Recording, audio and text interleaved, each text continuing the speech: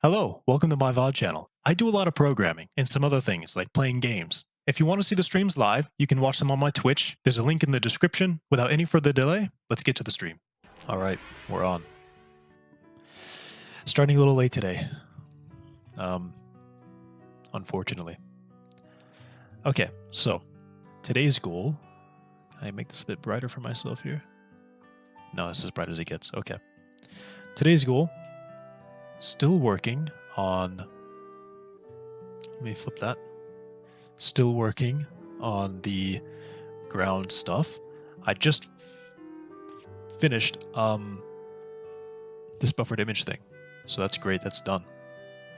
So now what I'm going to do is I need to set up some helper things. Because what I need is a way to set some data, mainly for vegetation.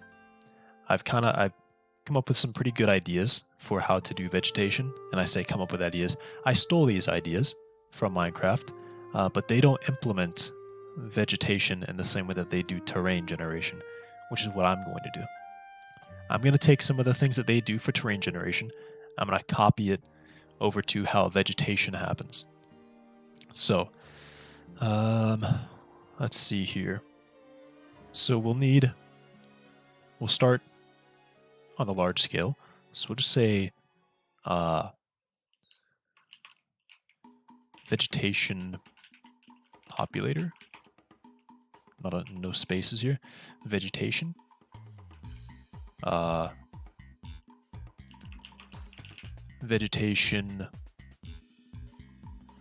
Vegetation.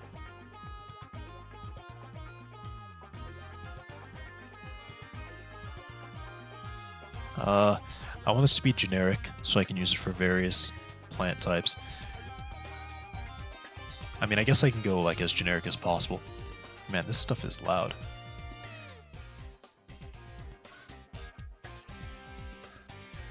Yeah, that is loud. Okay. Alright. Essentially, this is going to be a class that will place stuff on the surface when the surface block is a certain way and temperature, humidity, elevation, and wind are a certain way.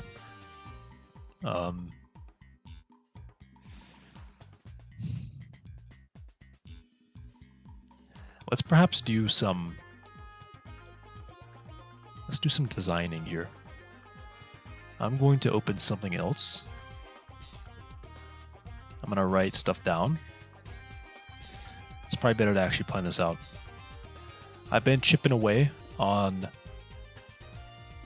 the parameters that I would have for vegetation. So, for instance, dead bushes will generate when humidity is basically almost zero, or temperature is far too extreme.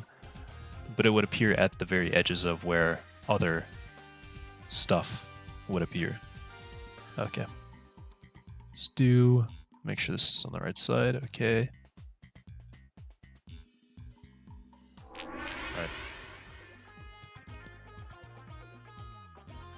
Alright. We'll just go for 1,000 pixels. I'm gonna draw this out.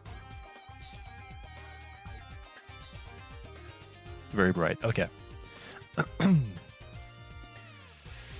What do we got here? What do we got here? I wonder if I remember how to use this software. Okay. I have a drawing tablet. I kind of feel like hooking it up. Actually, yeah, I'm gonna go hook it up. This is gonna change things around, but I'm gonna go hook up the drawing tablet so I can actually draw this out. So I'll be back in a moment.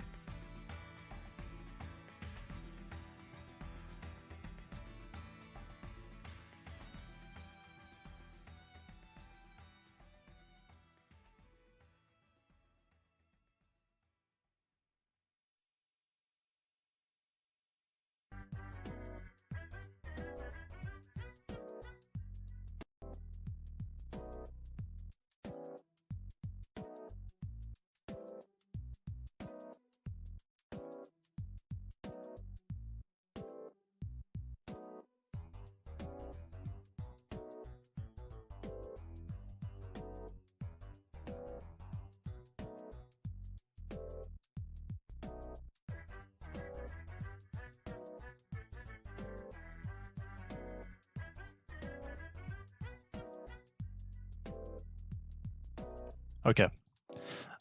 It's not displaying it on OBS yet, so let me figure that out. Display capture right. If I change and come back? No. Huh.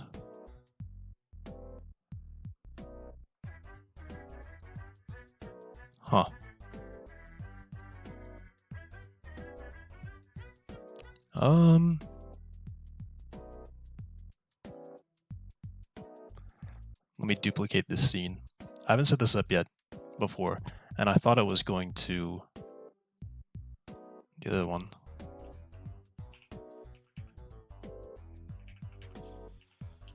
Left.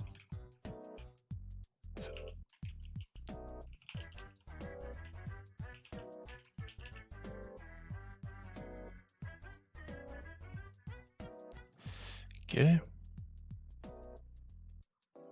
Just a quick moment.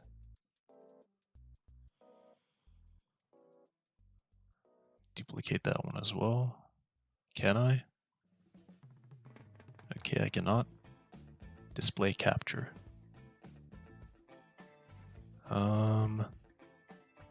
Add new.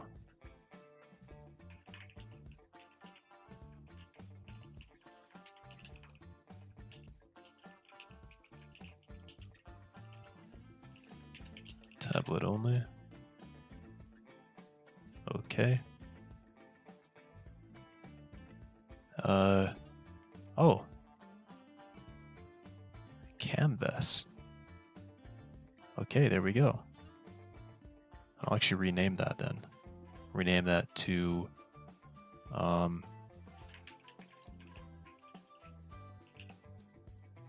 sure. Get down here. Delete that one. Yes. And I'll rename this as well.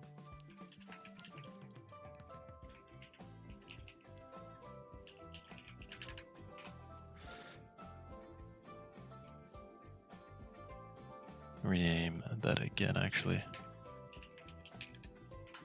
Okay. Just drag this over.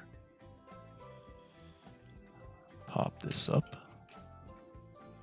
What is this? It's just an actual pen sitting in this thing. What else is in here? Nothing. Okay. All right. Let me get a preview on that one. Everything is good to me. And actually, I shouldn't really do the whole thing, should I? Should I just do... It might not show windows correctly. So let's change that. Yeah. I'll make this game application, game capture. We'll call this Krita. Specific window. Krita. Transparency limit capture rate. It's all right.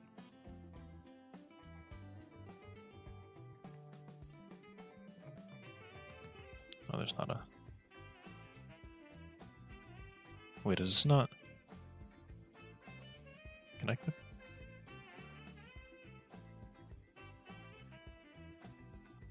Wait, what? The pin doesn't work. This isn't... Wait. Is this a battery thing?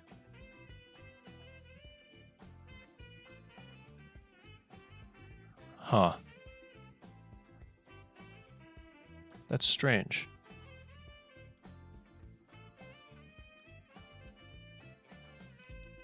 The buttons aren't working either. What's going on with that? I'll figure this out. Also, it's like...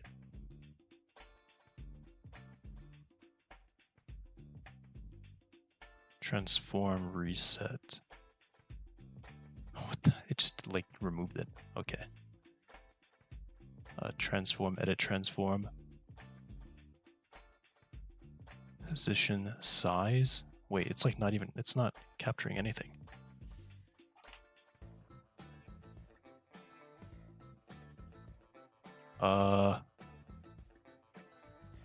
How do I do that for IntelliJ? It's a... Wait, so I did it wrong? Okay, let's try it again.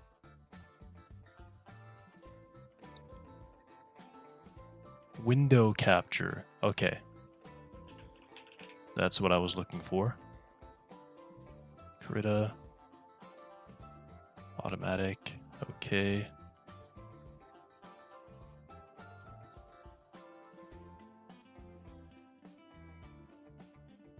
Transform, reset. Huh, interesting. Okay. Good to know that doesn't work.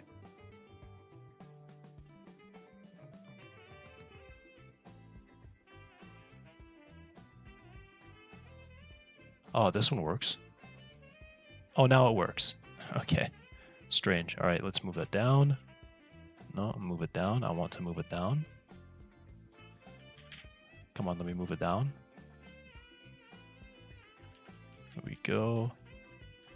I'll bring the background in. Okay, it's going to be slightly off-center. I can't do anything about that. Add the background. What is it? Image. Tech background. Okay. There we go. Let's get that preview. It looks kind of crappy, but maybe I'll fix it up later. But that looks right to me. Although, just the issue is the pen not working. And none of the buttons work either. What is this, like a shake thing? Do I shake it and that charges it? How does this work?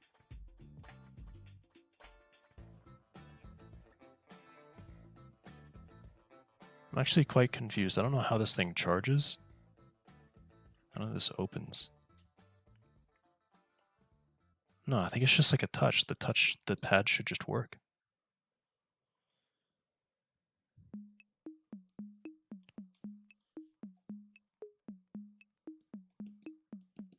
It's just not doing it.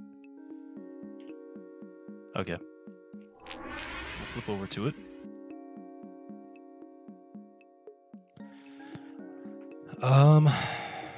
Yeah, still not working.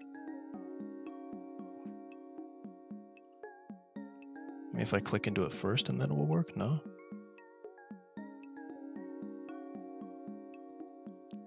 Oh, perhaps I need to close it and reopen it. I'll try that. Go to here real quick. So I will close the application and reopen it.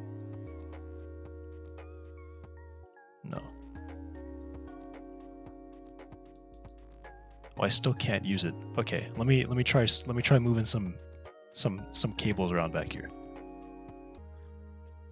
Okay. I moved a few cables around. Uh-oh. Oh no, I unplugged my webcam.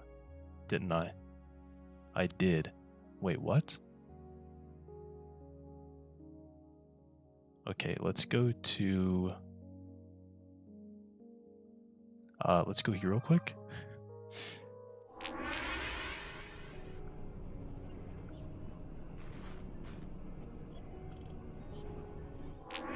Okay. I didn't realize that I unplugged my webcam. That was a bit silly of me. Okay, now does this work? No, still doesn't work.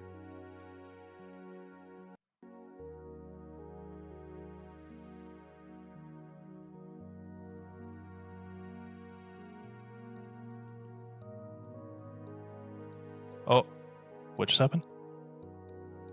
Oh, I thought OBS just crashed. We still streaming? Live? Streaming?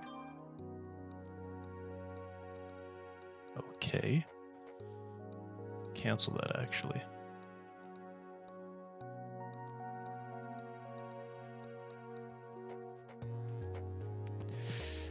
This does not work. I don't understand why.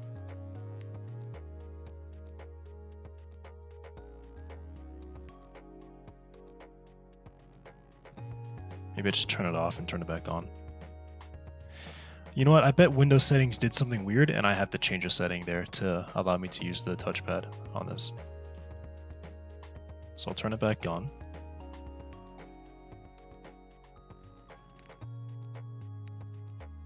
Yeah, like disconnect it. Devices. Pen.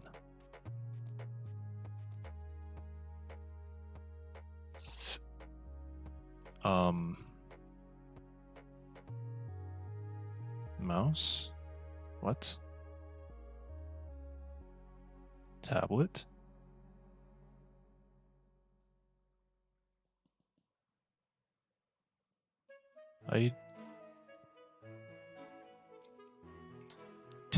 Why didn't it work? I'm just gonna look it up, I guess. Do a little look up here. I'll move that over to my window so I can see it.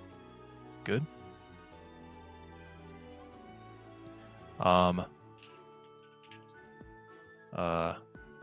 Pen not working. Windows. Why?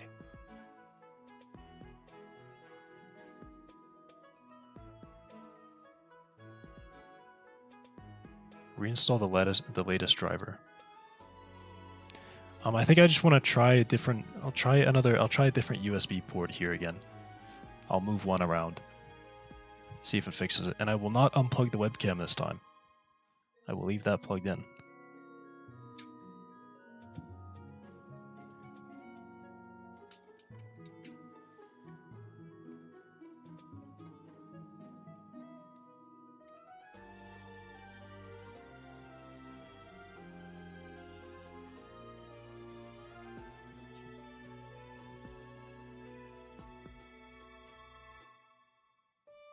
Set up and ready to go.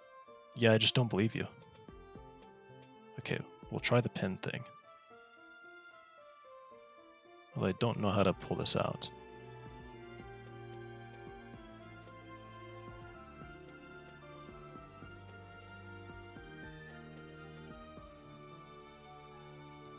I mean, I'm not really sure why this would affect it, but perhaps. Oh, there was a special grabber thing that I could have used.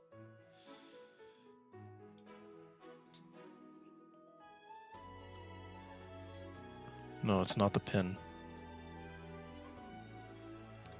Not the tip.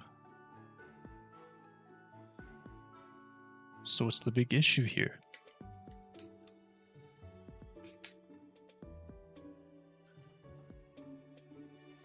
Let's try putting it in a different port. I know some weird thing where it's like, it's different. Yeah, setting up in what mode? No signal. Indeed.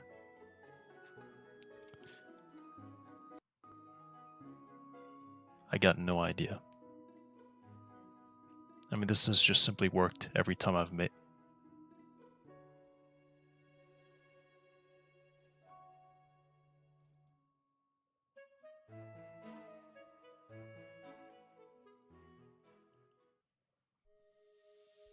Wait a second. Sometimes I touch and a thing changes.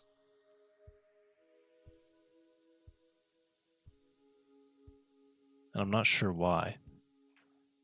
Do I need to like reconfigure it? How can I do that? I just turned it off. Sometimes when I touch on the pad, it like something else opens on my other screen, and it's very confusing. I'll try another USB port because I'm really out of ideas. What does this cable plug into? No, that's not anything. Okay.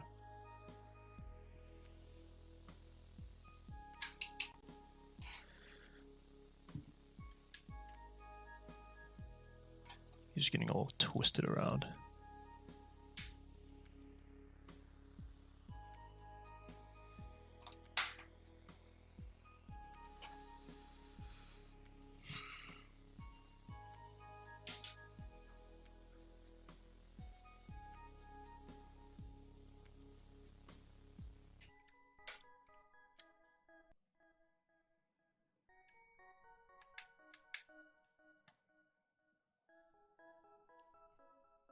Okay. Well, I've officially tried basically every port that my computer has.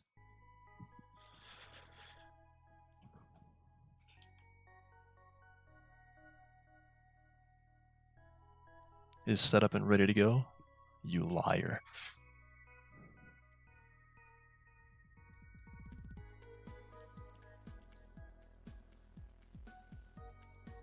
Like, I wonder if the...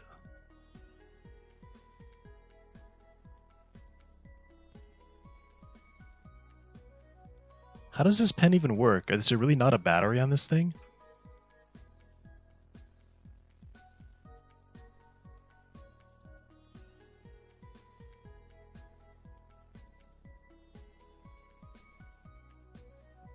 Yeah, how do I do that?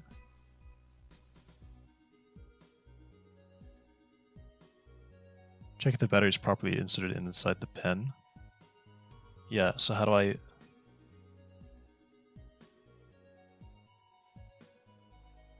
How do I open the pen? Like I'm gonna say it here. I don't think this thing opens. This does not look like an open pen.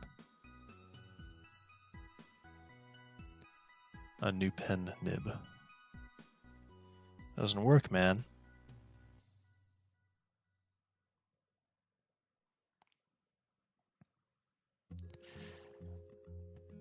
Let's go to the website.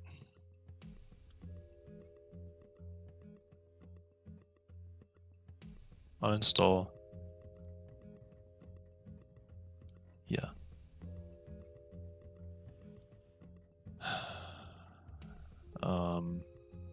Do I have like a thing here? Huion? Ah. Device disconnected. Wait, what? Device disconnected. This is probably going to be helpful.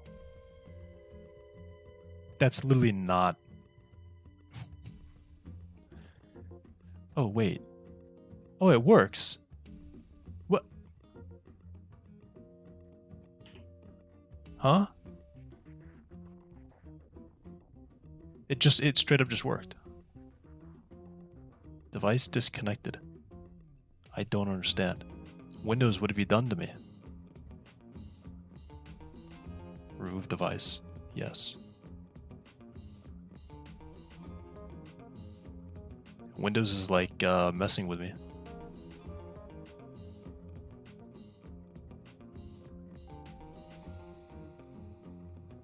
Remove device. Remove device.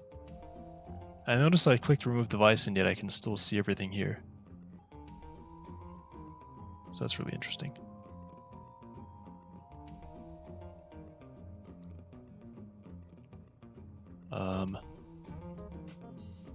Close that.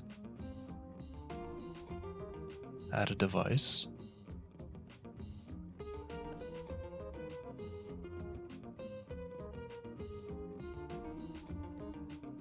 Now I want to add my tablet that I have plugged in.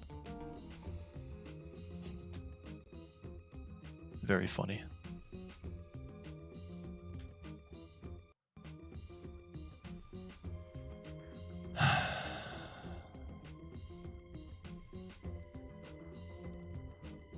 We're setting up the device. Are you now?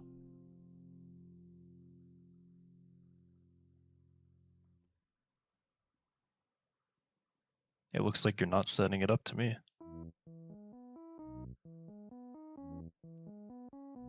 Is ready to go? Oh. It's like on the wrong...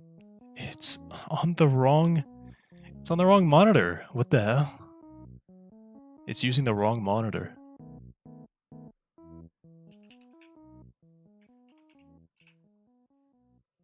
Maybe I open this and it will work.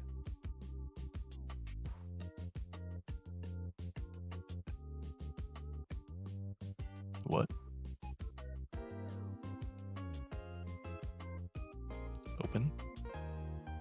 Device disconnected. Man, that literally doesn't make sense. It's working, but it's on the wrong monitor. I've got no clue why.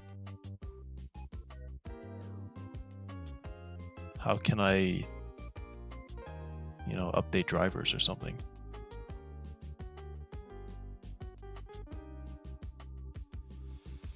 Okay. Unable to connect.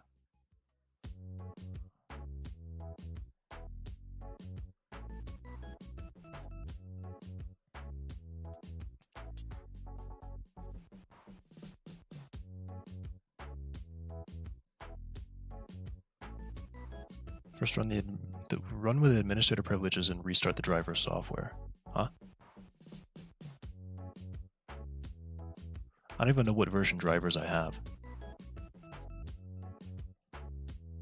So I'll run the software in admin privileges, I suppose. On scroll wheel. Run as administrator. Yes. Nothing. Why did this break? I haven't used it in a while, but I haven't changed any settings that would break this. I surely have not.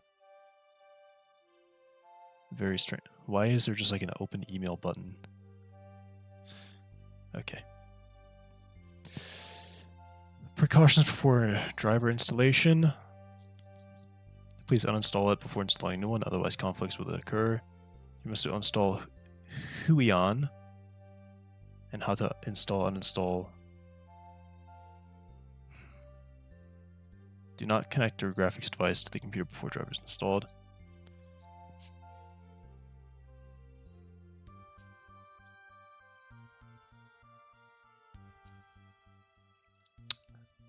Okay.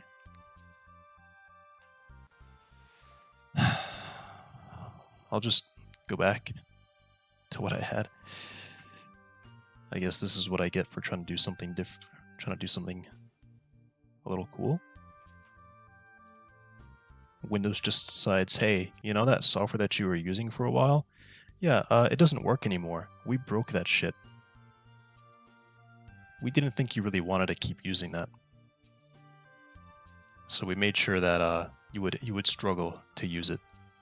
Okay, this will just be a moment. I say a moment. It might be a while. I'm going to be installing drivers live on stream. And issues will almost certainly arise. Such as thing is breaking. Who even knows? Who even knows what else could happen? How to install, uninstall. Yeah, this is what I don't. How to uninstall. Driver issues download to the downloads folder.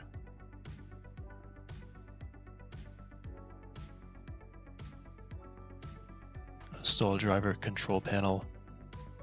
Oh, okay. We'll do that. Oh, that's lovely. Windows settings is broken. I'm clicking the back button and it's just reloading the same exact page. Control panel programs. I actually want to go to control panel. Okay, we'll try without it. Who are we on?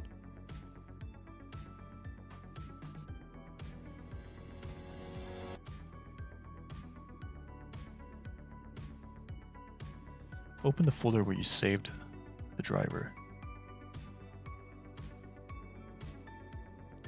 Yeah, I think I just uninstall. Yeah, they say driver, but it's just the actual application.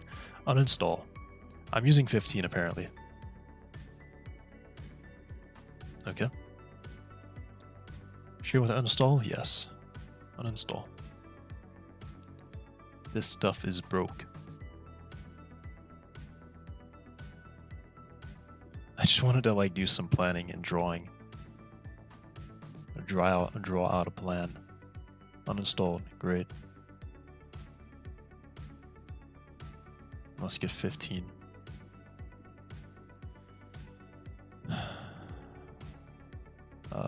Pen display? Yeah.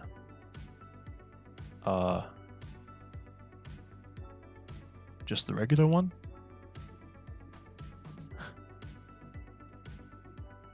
I don't know which one this is. What are you? Oh, you're like stuck. 13.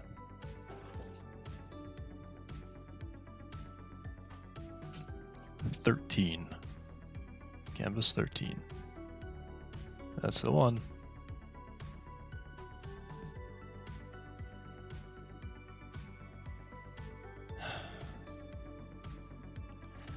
Theoretically, I should be able to install this without doing anything to OBS or the live stream, but I guess I'll find out if that works or not.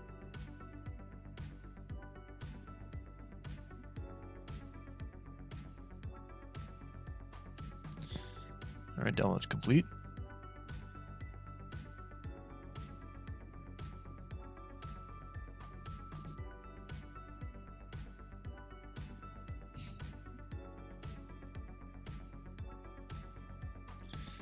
Dude, is my computer doing okay right now? Oh.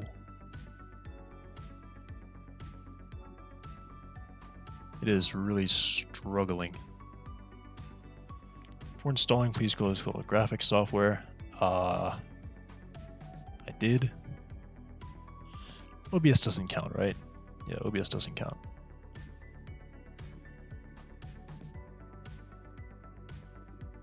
That was like instantaneous. I clicked try it now and I don't see anything opening. Device disconnected? Oh, is it?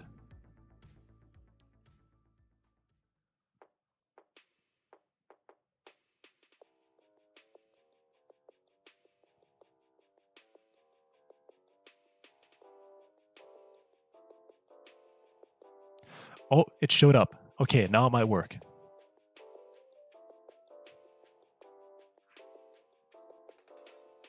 It's still on the wrong damn monitor. How?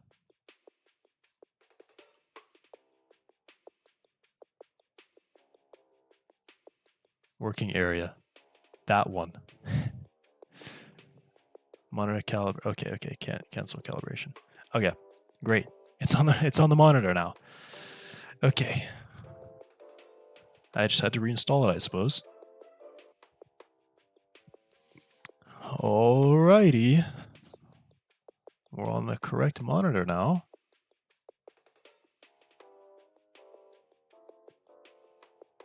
Okay.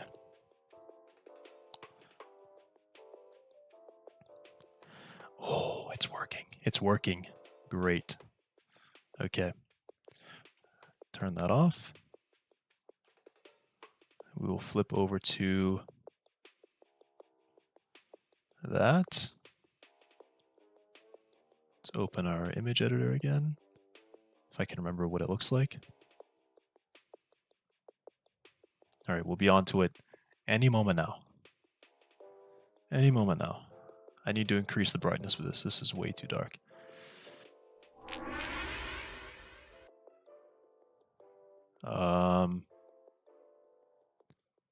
Yeah, can I increase the brightness, please?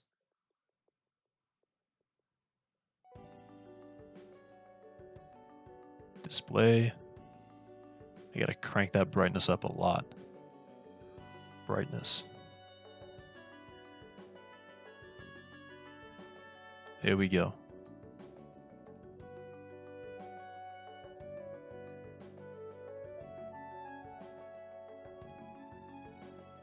Okay, cool. Actually, yeah, that one's better. Okay.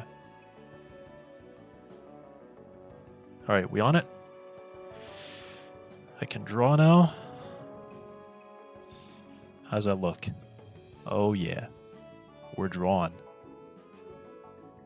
We are drawn now. Are you feeling it now, Mr. Krabs? Okay. All right. Let's get this erased. Eraser. My control. All my buttons have changed now. Oh no, all my buttons have changed. I have to reconfigure that. That's terrible. Pin display. Oh wait, no, they're all there. Oh, they're all there. Well, why isn't it not? Oh, now it is. What I did? What? Okay. Okay. I believe. Yeah. But now I'm deleting things I don't want to delete. What was my undo button? Instant replay? What the hell? Control Alt Z.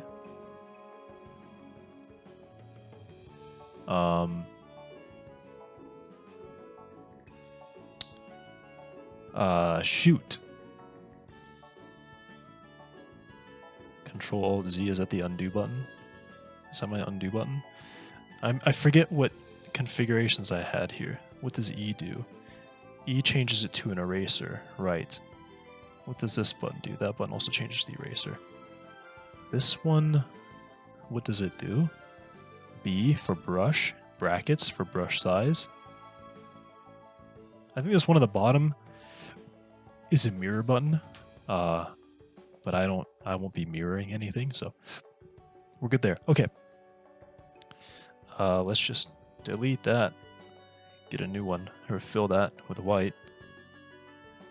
Fill with white. New layer. Okay.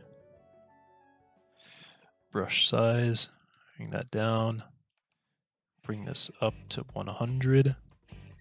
Pan it. Oh man, I'm a professional at this. Okay. So.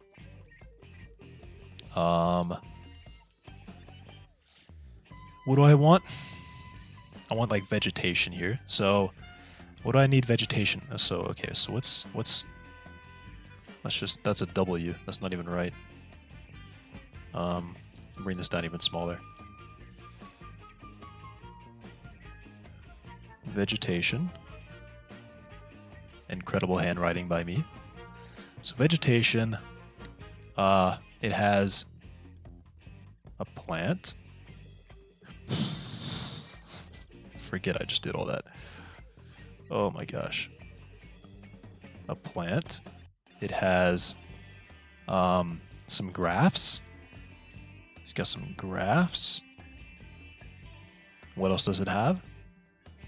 This is still kind of big. It's got some graphs. What else does it have? What do the graphs have? The graph has data points, x, y points. It ranges from they're just floats.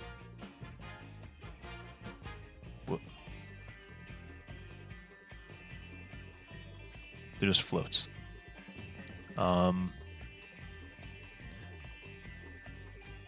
Vegetation has got a plan, it's got graphs. The graphs have X and Y points. What am I doing? What? I'm trying to figure out what classes I want to have and where those classes are contained. So the graphs can be its own class. That can be its own class. Vegetation really is just this. It's just a plant, and the plant contains the graphs. What I'm trying to do is I'm trying to think if I can abstract this to something a higher concept. So I don't have to use this specifically for vegetation. It's just a block. Oh, it has a surface. Okay, yeah. So the surface.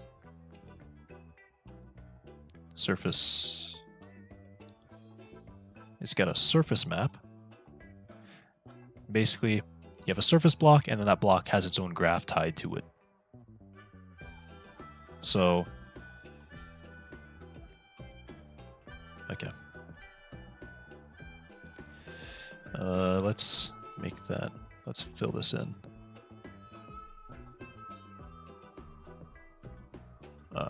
10. Q, not Q, 10.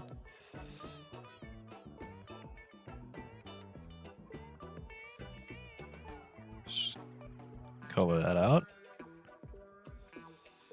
Go back to black. That is thick. Bring that back down to 5. Graphs. This is the graph. So far, I think I'm looking at 2 objects.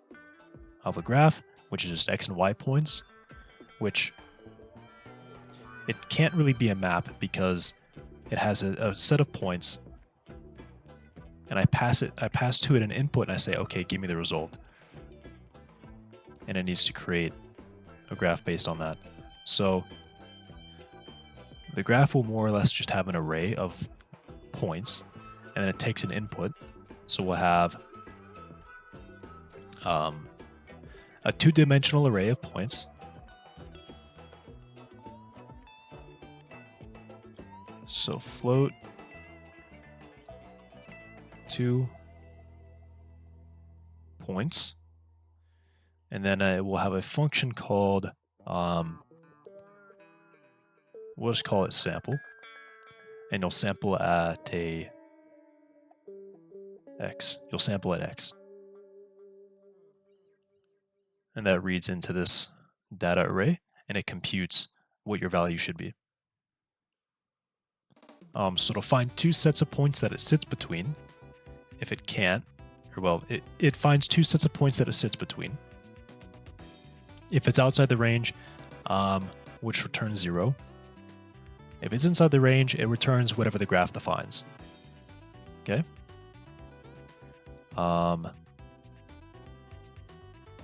So vegetation contains an object, a surface material, and graphs.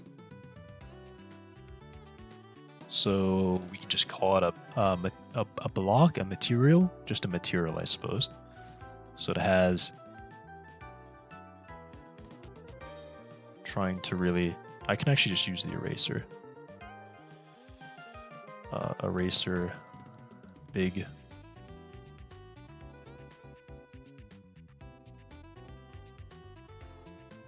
I'll reorder this.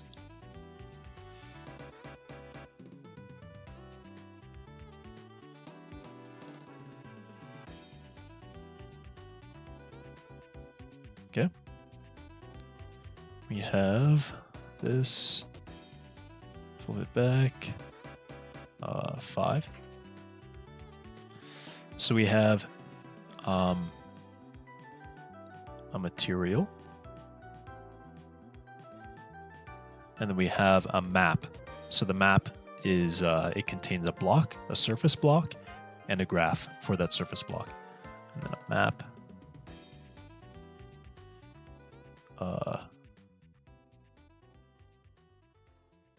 Surface and a graph. And it doesn't just contain a single graph, it actually contains a lot of graphs. So it contains a mapping of more graphs. So yeah. I really wish this would stay large. Can I? No, I can't just make it larger easily like that. Okay.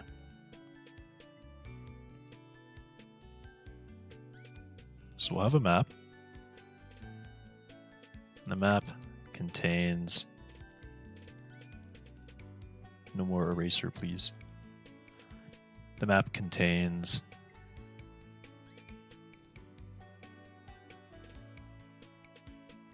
surface block.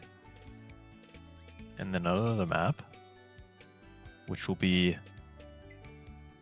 a name,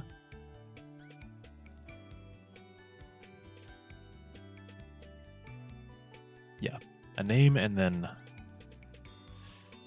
I'm unnecessarily restricting my space here. Go back to erase. What did I just press? I pressed P. What does P do? Wait, what does P do? I'm pressing P. What does P do? I've got no clue what P does. Okay. Perhaps I just did something really terrible. So it contains a map, and how do I turn off? Turn that off. Map, bring this down with a name, and then a graph.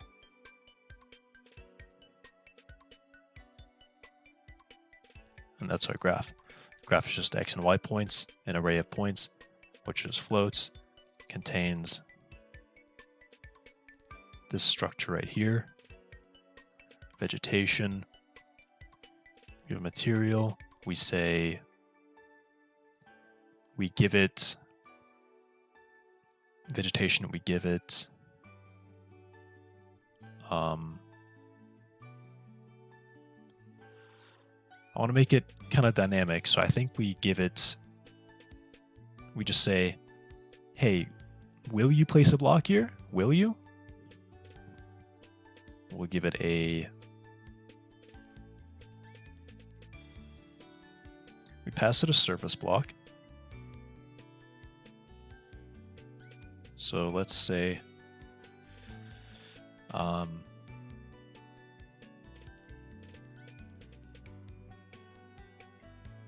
don't want to place it.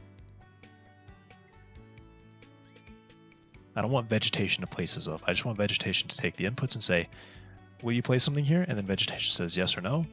And then the chunk generator says, oh, it's a yes. Okay, I'll place you here. And chunk generator handles that. So,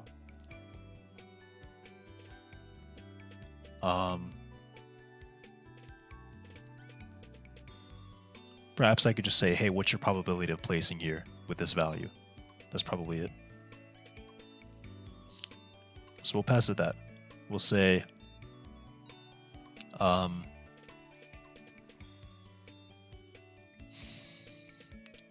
compute probability, calculate probability. This thing is just too, this brush is too big.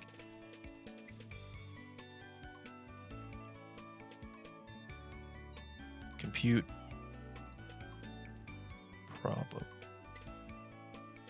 probability, and we'll pass it a surface block, and we'll pass it a map. We basically have a list of strings and a value, and then vegetation takes those strings and values and compares it to its own graphs. So then we have, oh, well, let's do, I don't really need the map as much. So we'll pass a list of pair, and this will be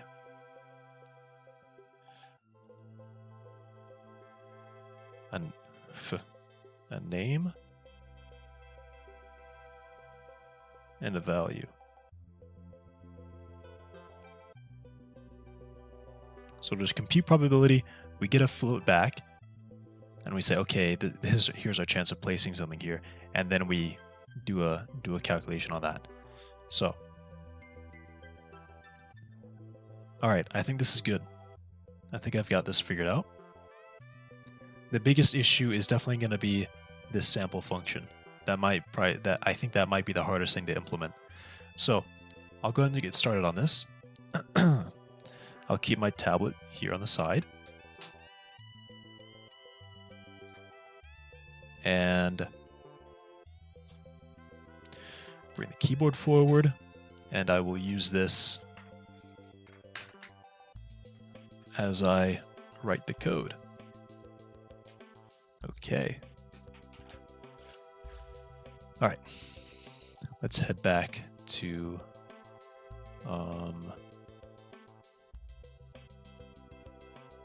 coding. There we go. Okay.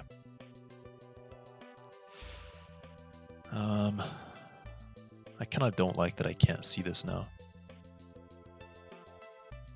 Well, I think I might be good with the tablet for now. So I'll flip this back over to the actual display that I want to use. Like that. Like that. Okay. It would certainly be nice if I had a like an HDMI switcher box, like I just press a button and it flips it over to my monitor. That'd be really cool if I had something like that. Okay. I wonder how that looked when I just dragged that over like that. Okay. That's all good. That's all good. All right. Okay. And this is like really dark for some reason. All right, so world, we'll create a new class. We'll start with, I need that open. We'll start with, I'm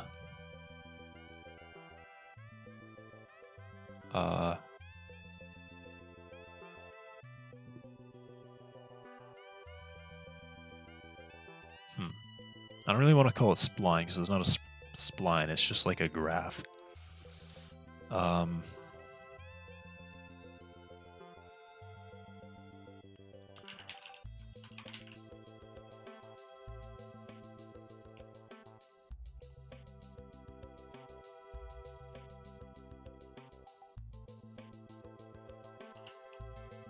What's a good name? I really don't like using the name graph. I don't like using the name graph. There's got to be a better name for that. There's just got to be a better name for that. But we'll start with graph for now, I suppose. Okay. There's always this, like, hair, eyelash or something. That's just bothering me. At least once in every stream, it's just there.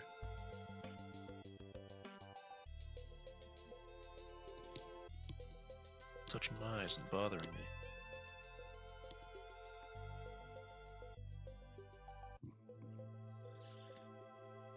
All right. So we're going to have a few things. We have, hit the mic. We have our array of points. And then we have basically just graph. I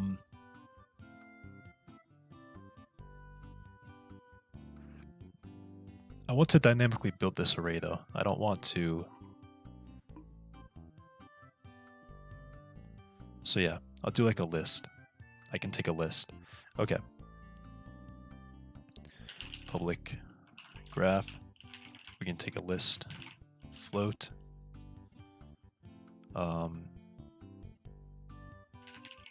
Points. Hello? I want to import that. Okay. List of floats. And then I will have a function called sample float sample float input. Why is it is never used? Is not exposed via an interface. I thought I disabled that inspection.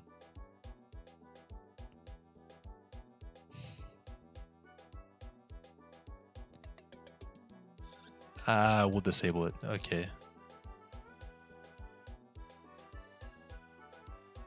Just turn that off. That's not helpful for me. Okay. So I'll go ahead and do this. I mean, well, actually, I guess I'll do this. Okay. So we take a list of points. So your float is going to be a two-dimensional list.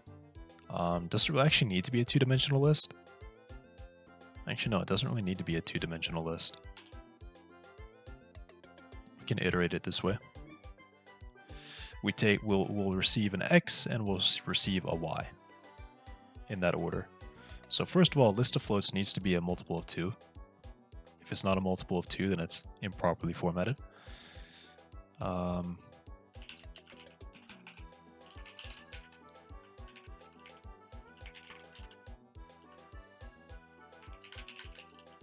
Not null there.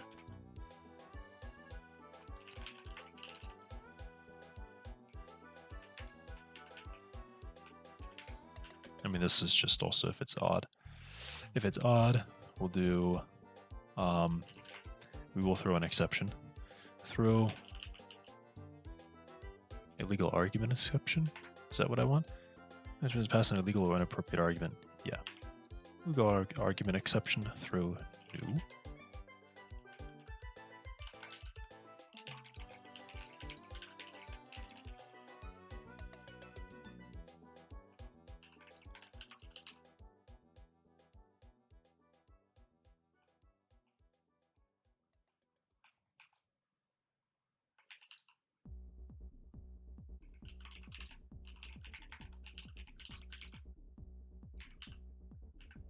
Multiple of 2. Yep.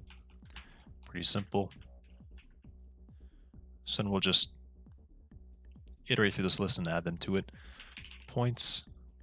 Well, this. Length. And then we'll just iterate through.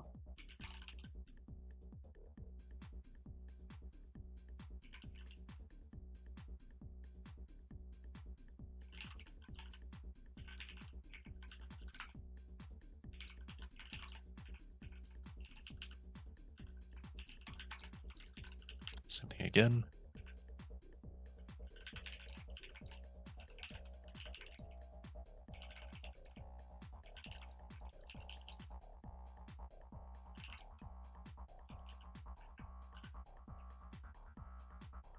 What? Why don't you like that? Unhandled exception. Oh, illegal access. What? Illegal argument. And we do points. I guess I need to have an index here.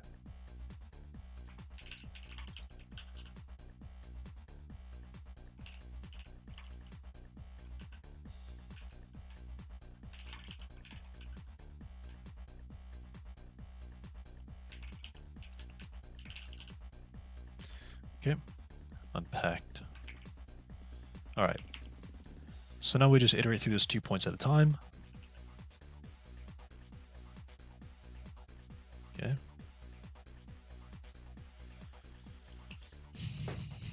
Whew.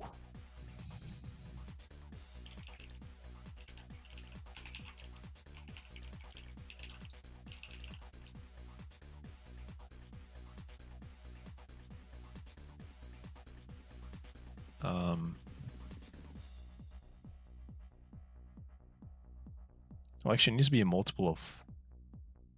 It needs to have at least 4 points. Or, yeah, 4 values. It needs to have at least 4 values. We'll do the same thing here. Because we can't make a line unless we have at least 2 points. if length is less than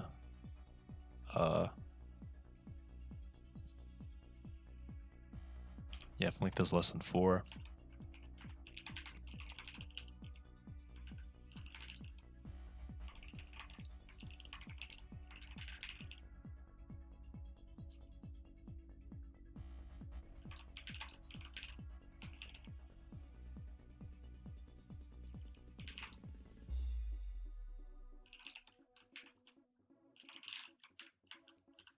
length, okay. Now we have at least 2 points, so we can create a sliding window.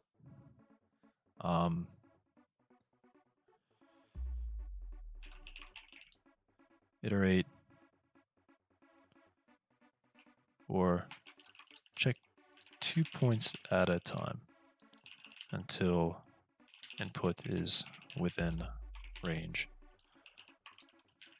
Then compute value. Yeah. So we'll say int index is 0 and index is less than length minus 2. Whoops. Points. Well, let's make this a little bit better. Length equals points dot length minus 2, or end. It's probably better. Index is less than end. Index plus equals 2. Because we'll scan forward 2 at a time. And we'll stop when our current index is looking at not the last item, but the second to last point. Yeah. Or the last point. If we are looking at the last point, then we know we're out of range and we're not going to hit it. So first point, int x1 is going to be points index. Oh, not int. Float. We'll actually create this here. x1, y1, x2, y2. x1,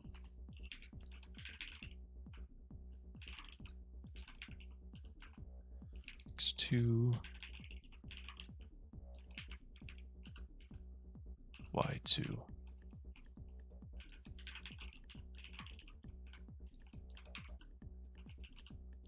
And we shouldn't go out of range, right? Index is less than end. Length minus 2. We're iterating 2 at a time. We know it's going to have a length of at least 4. So then this would end up being 2. Index is 2. Length would be 4 minus 2. 2 is not less than 2. Okay, cool. So this will work.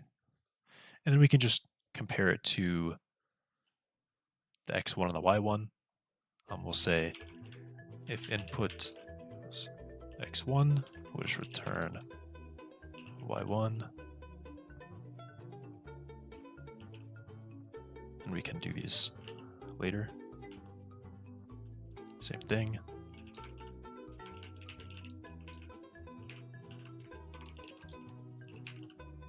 We'll return the first point we find if we match it exactly. Otherwise, we'll do a comparison. We'll see if we're between. So if input is greater than x1 and input is less than x2, then we'll do some math.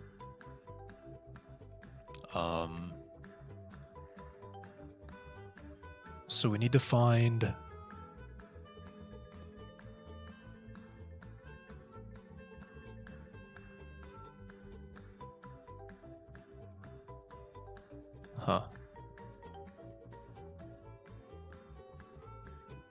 so we can,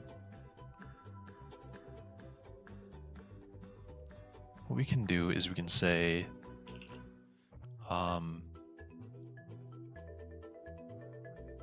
Where is it?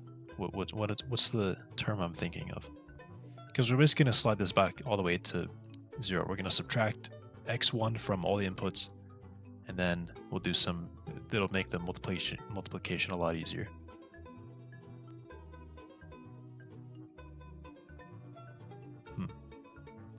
I don't like calling it delta, but I'll call it delta. Delta is going to be the same as input minus x1. Float, float, not an int. Otherwise, we return 0. Default return 0.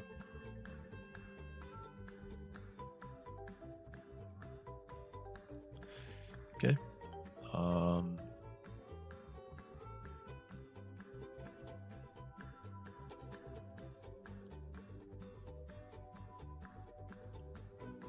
Is there a certain float dot nan? Yeah, we'll return nan, actually. That sounds probably more accurate. Return this value. Say, hey, we actually don't have a value here.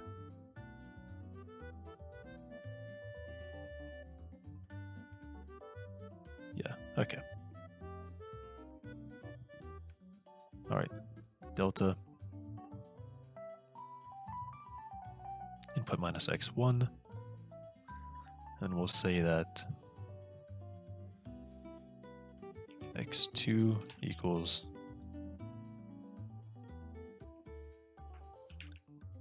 or x2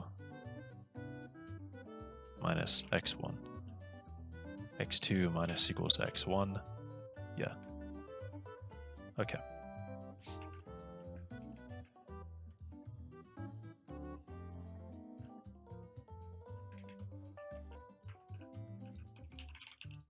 Shift coordinates to 0 to x2 minus x1. Yeah.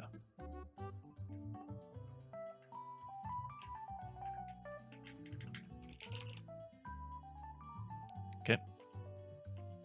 Now this will make it a lot easier to compute this value here. So then we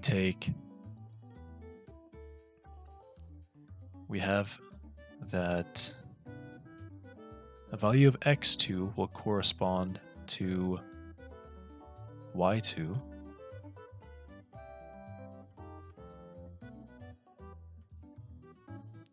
what?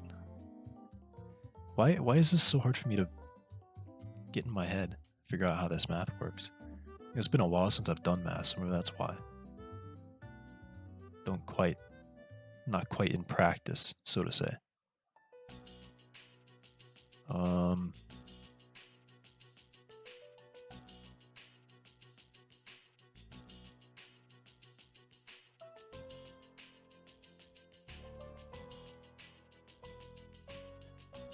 I could scale it. I could rescale it. I'll probably do that.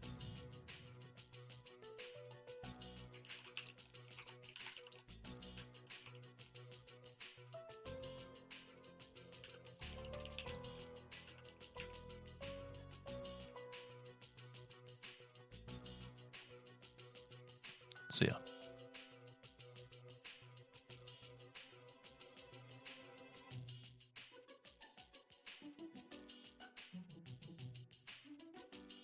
So we'll get float range equals x2 minus x1.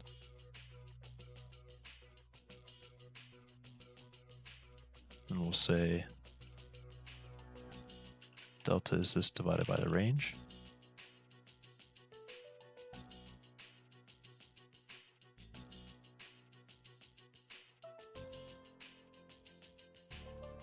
Wait, do I divide or multiply? In fact,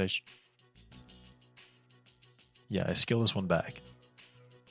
So we scale this also back such that a value of 0 corresponds to y1. divided by the range. And then I guess I can just do return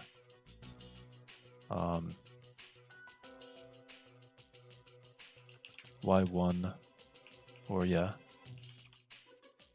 or 1 minus delta times y1 plus delta times y2. Is this how I do it? Maybe this one is probably a bit more visually appealing to do in the other order.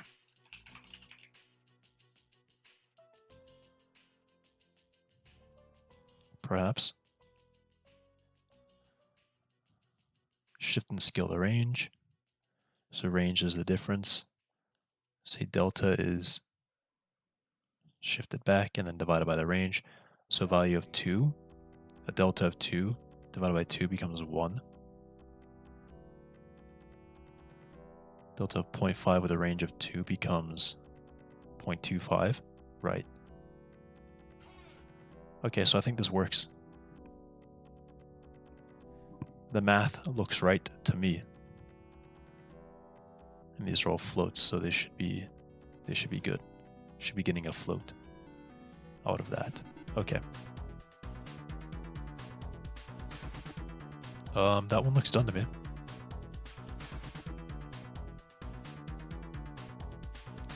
We pass the list, we generate the list. Okay. Alright. Next step, vegetation. So we'll do a Java class. How do I want to do this?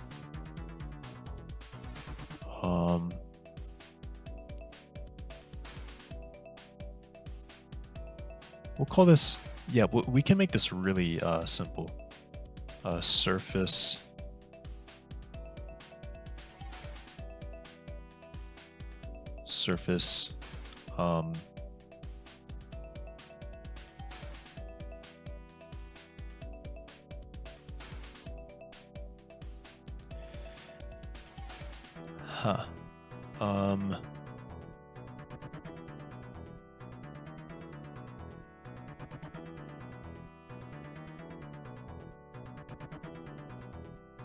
ground material, surface material.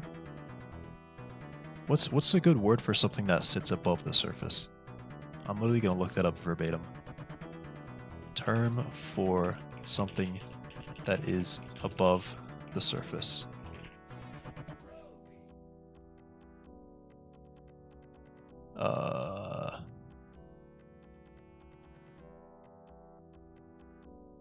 That is on the surface.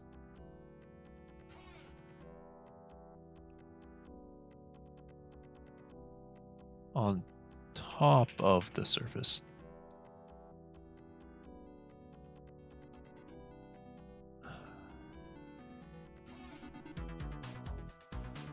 We'll call it a natural block. How about we call it that?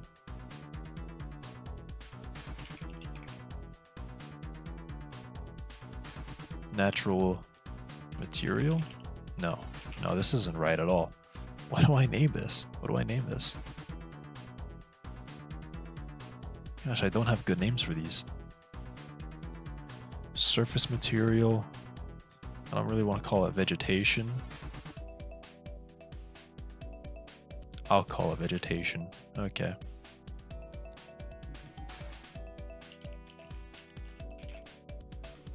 Call this surface vegetation. Surface vegetation. Okay.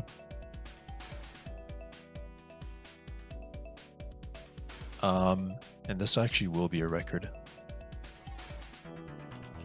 Yeah, this will be a record.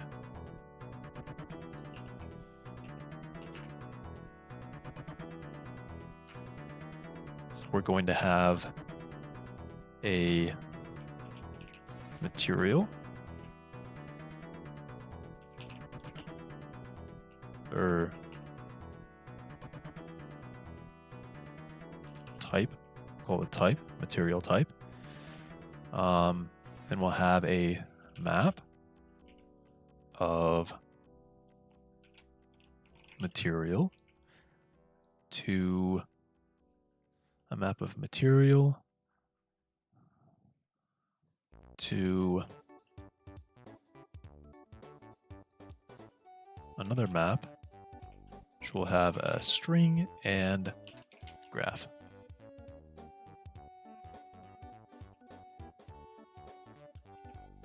Yep, just like that. Be real nice if this would ask me to import that. I want to import it. I want to import it, please. Map. Thank you. Okay. And then we'll have a function called public float compute probability. We'll pass it a material surface and list pair string float.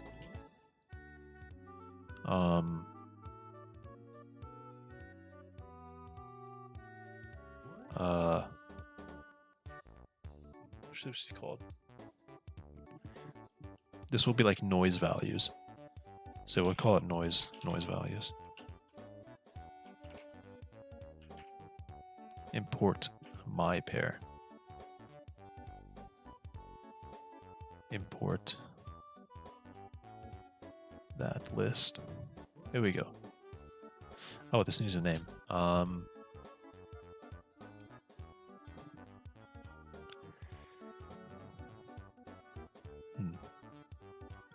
Material string graph.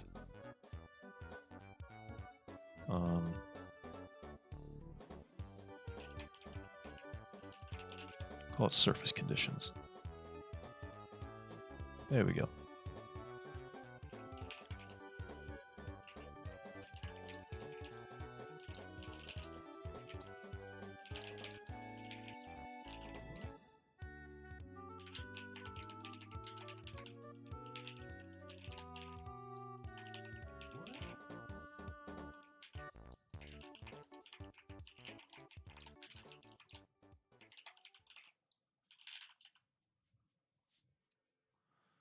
Okay, excellent.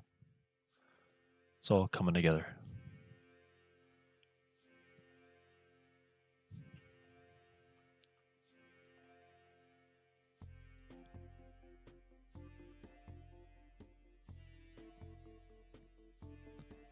Man. And I've just realized that I don't really want to hard code this.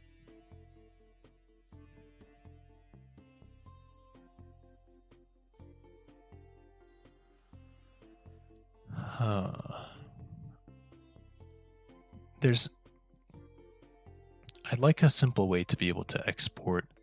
Okay, let me show you what I got here. Let me show you what I got here.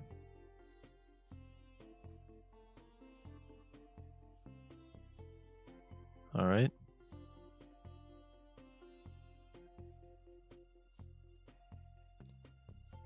So I've got this. All of this right here.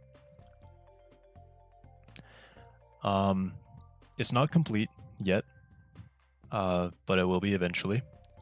You can see how I've merged some of these cells together, purely for organizational reasons. But the idea here is that this is a lot of numbers, right? And I've typed it all in here. And I'd like to find a way to export this, but it's not looking pleasant to do. I could build a whole thing where I actually export this as a spreadsheet. Let's see what happens, actually. What happens if I try to export this? I'm going to drag this over so I don't reveal the email. Download as tab separated values, comma separated values. Let's see what happens if I try to download this and look at it. Why did it auto-download and not ask me where I wanted to save it? I just realized that's what this is doing to me. No, don't do that.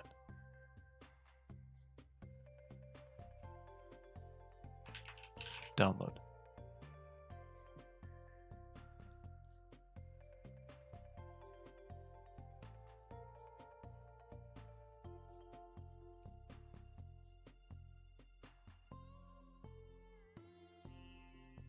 Show downloads, ask yes, always ask, and change that to be this one.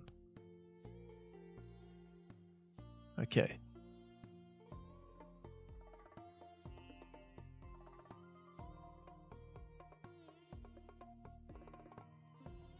All right, let's pull that out.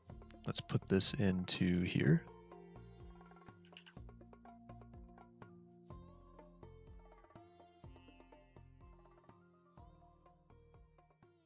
I'd like to bring this back in. Thank you. Back to this. So now I've got this file here. What does this look like? See?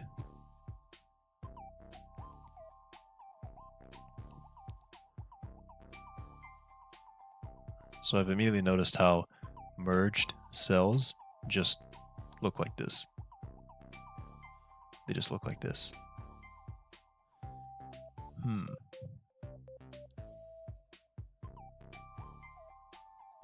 I feel like there's going to be no good way to really get this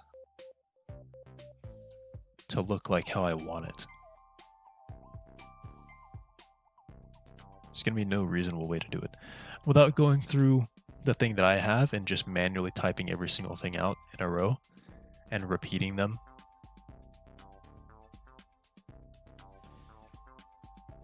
Let's look at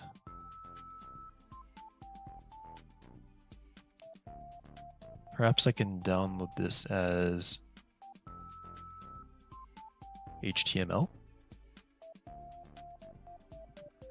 I could work with HTML, I think. Biome placements.zip. Okay. Oh, it's loaded them all individually. So we will extract this.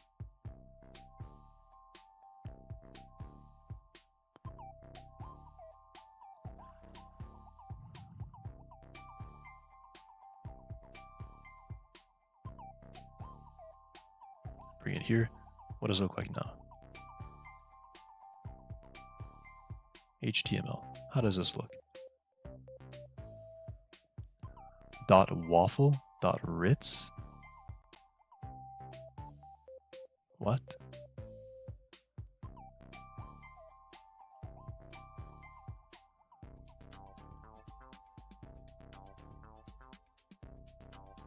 Wait, what is all this?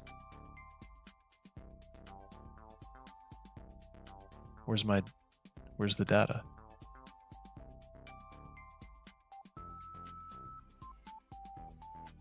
Well, there's all empty rows. Wow. Here's all the data.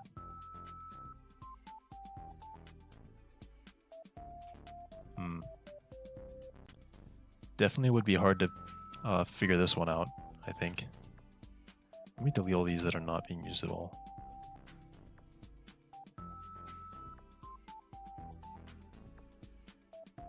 Let me delete them from here and then re-download this. That is just crazy how many empty rows it's put in here. Delete. And then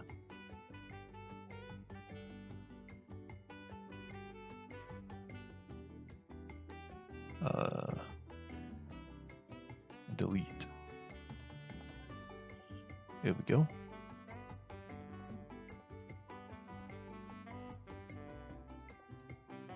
Re-download that.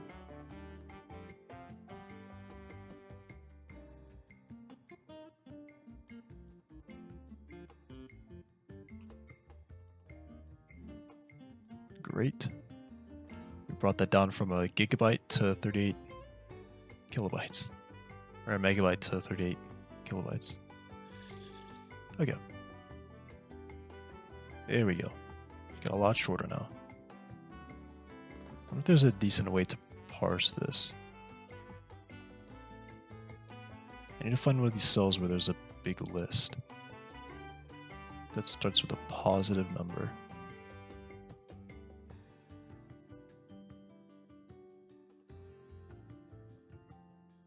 Can I find one?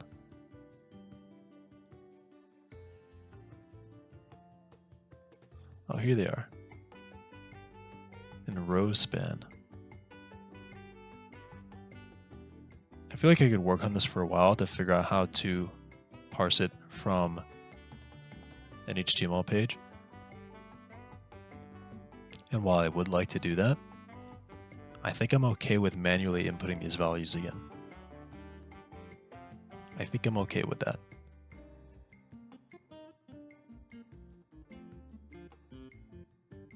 Because there's kind of... Is there any kind of data structure that looks like this, what I've got here? Anything that looks like this? Like that? Anything?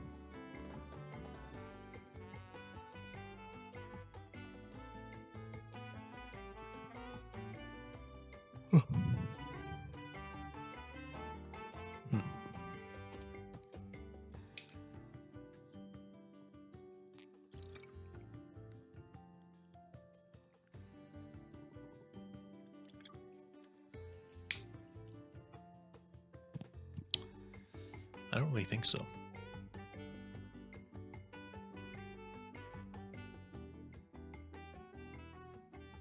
As you can see here, where I have, I mean, this is just really nice. Dead bushes, they only have one temperature map. This is it. For all three of these ground, it's with this one graph. Which is good for the graph because I can just create a single graph and then load it into all of them. But for something like this, this has to be two different graphs just because this density value at the very end is different. Same thing with this. This has to be the smallest difference, so we'd have one temperature map for both the coarse dirt and the regular dirt, but then the grass needs to have this bottom one on its own. I mean, I guess it's not as bad as I think it is. I still don't have to repeat so much. In cases like this, I can create one graph and share it between all three of these ground types.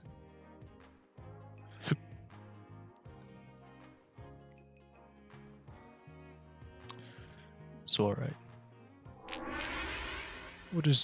We won't worry about trying to make it so I don't have to retype stuff.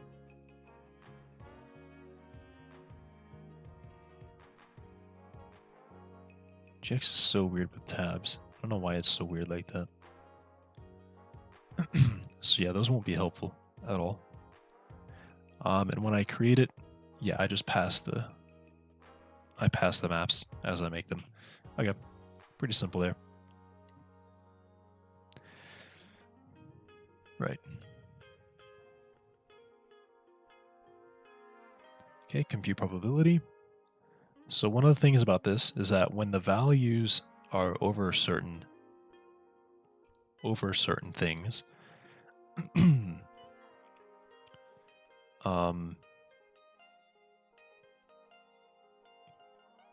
know, it gets a probability of, it gets expanded or it gets reduced. So I have a little bit written here on a little bit of pseudocode written. So I definitely want to go look at that.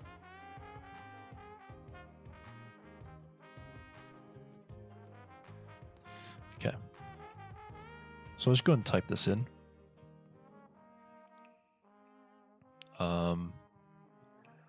We'll create we have a list of noise values. Then we will also have, we need to make sure we match every single one of there. because if we get a noise value that is undefined, the probability becomes 0 because it needs to define that noise value. It has to define a noise value. So if one of the noise values in here does not exist here, we can short circuit it and immediately return 0. So first what we'll do, we'll get the maps.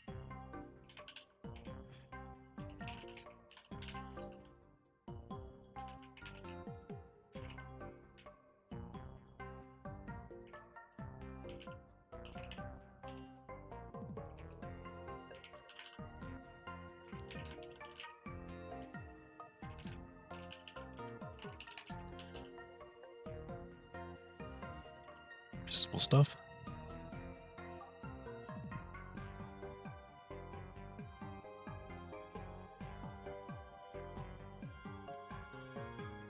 And then we'll go through our map, our entries, and we'll compute up the probabilities here. And we'll have a bonus as well. Float bonus.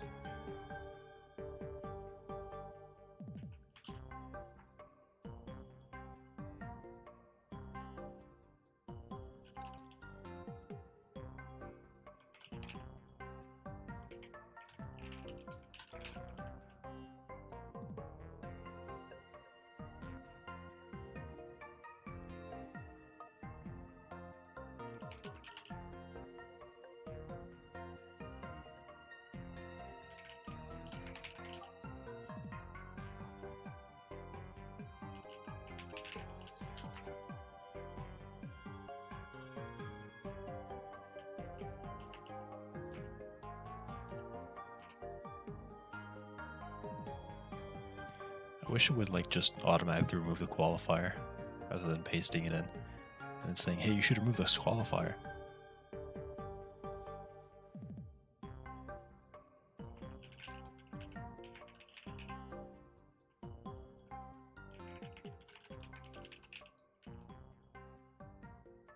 And we'll just start with 1. And we'll multiply them through. 1 is a fine default number to have, base probability 1. Only issue is that if we have no conditions,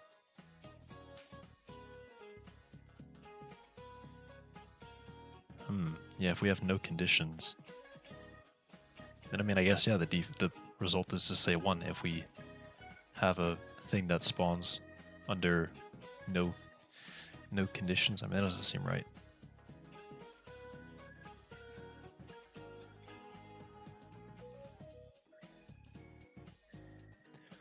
We'll set it as we'll just set it as nan.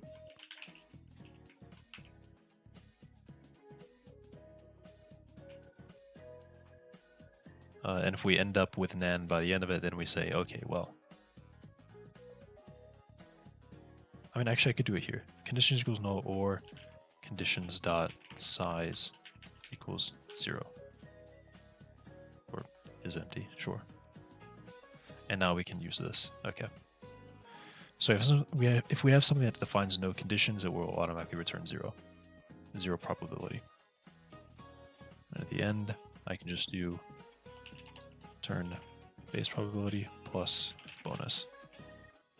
Okay. And here's how the bonus works. When the probability is greater than 0, we add that extra bit onto bonus and we set the probability of that variable to 1. So we don't even really multiply it. If it's less than 0, we take that value as a subtraction to bonus. So we just add that negative value to bonus, subtracting it, and then base probability becomes 0. Just on the spot becomes 0. But we will still compute everything else. So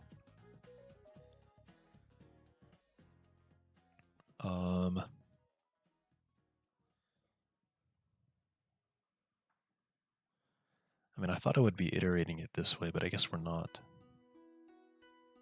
But also I don't want to make it a map.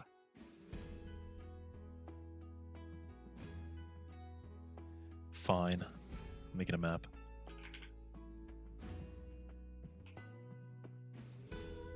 string and float. Okay. Noise values. Right. So retrieve a value, a noise value.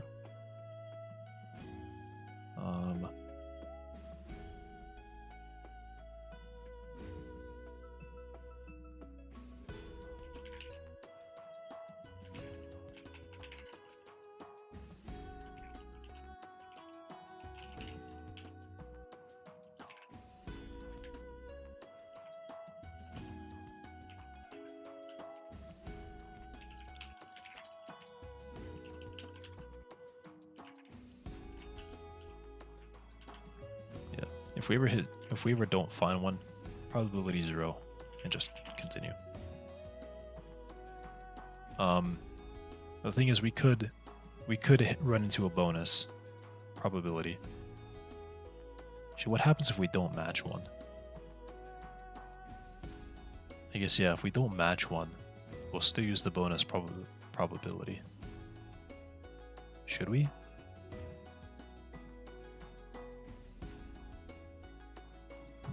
No, we'll just straight up return 0 on the spot. Return 0 on the spot. The noise values for the conditions have to be defined all the time, no matter what. If any of them aren't defined, we just err on the side of caution and don't place anything.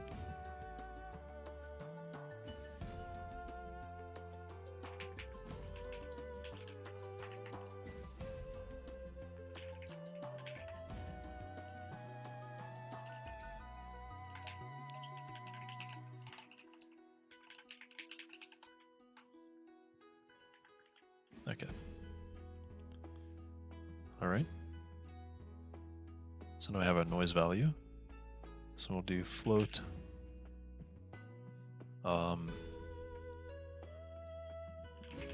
Condition probability equals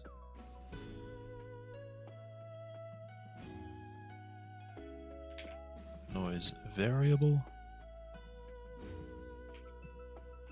dot get value sample at noise.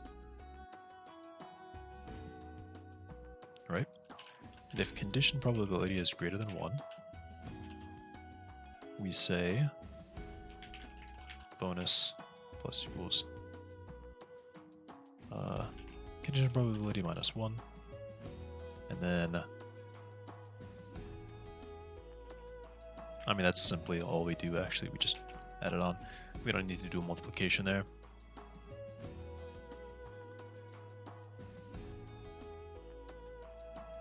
If our probability is... Well, actually, yeah, we still need to do that here.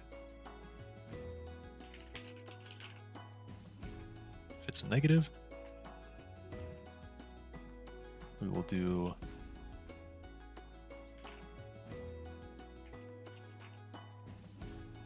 we actually need to do two things here. Set bonus plus equals condition probability. We add to it, and then we also need to set our base probability to now be 0. It will definitively be 0 at this point. Else, if base probability is not 0, or well, if it's greater than 0, we'll multiply it. Times equals the condition probability. We only need to multiply it when condition probability is between 0 and 1. Yeah.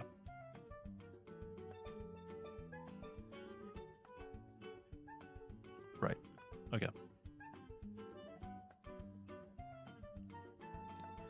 That looks right to me. And then we can just return base probability plus bonus.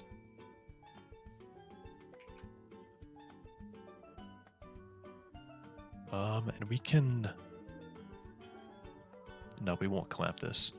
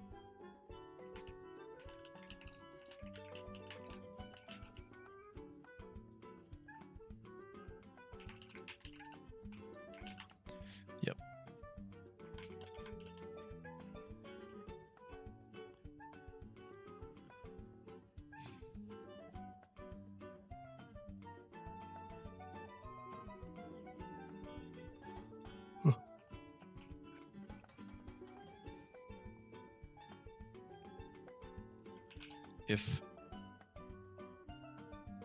this surface vegetation has a condition variable which is not provided in noise values, computation short circuits and returns a value of 0. Returns value of 0. Okay.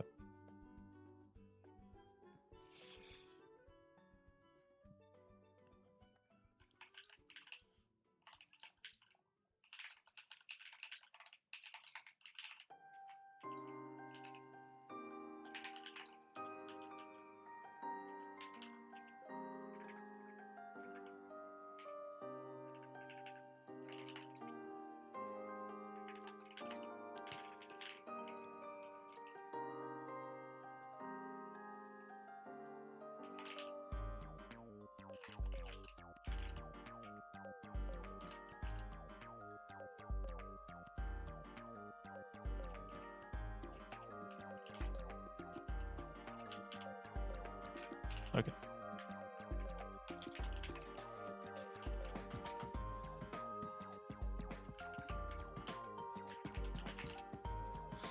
All right.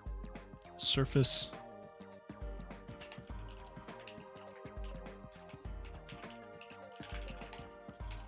Surface material to compute for, and then noise values. Noise values. Noise values. Noise values to use. Okay. Okay, cool.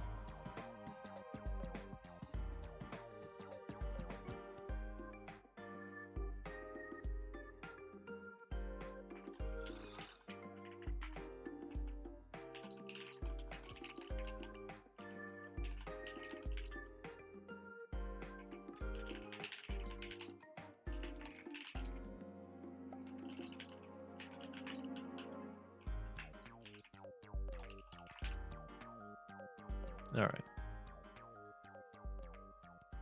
All right. All right. This looks good as well. This looks good. So now the fun part will be manually typing everything in that I have from my spreadsheet into this. I don't want to do that. I really don't want to do that. I will eventually have to do that, but not right now. Not right now.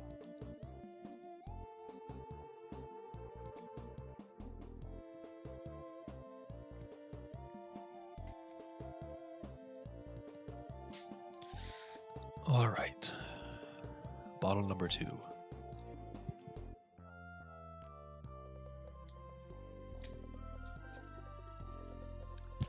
Nice.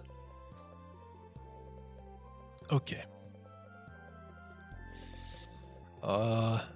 Generate noise. So kind of what I want to try out is I will disable the noise generator here and use the vanilla noise generator and just let the world generate normally, but I'll put my own decoration on top of it and see what happens. I mean, I'll actually get random stuff entirely.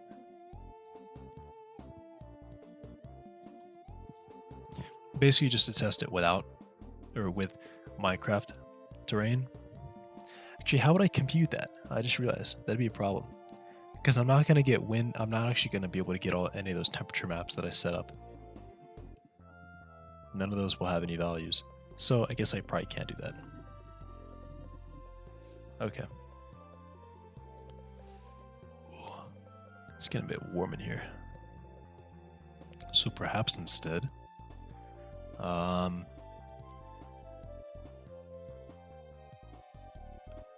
I guess I can go and add just 3D noise. I kind of want that to be controllable though. I want to be able to control the 3D noise. So let's go to world machine and add something for 3D noise. And I'm gonna look up what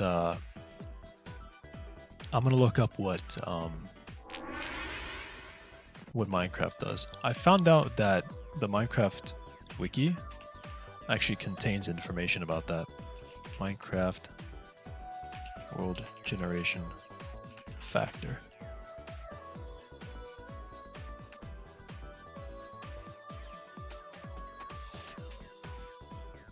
No. So I'm gonna do world generation.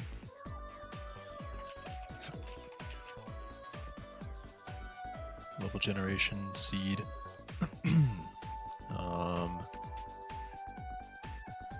World generation. Technical. It's not what I'm looking for.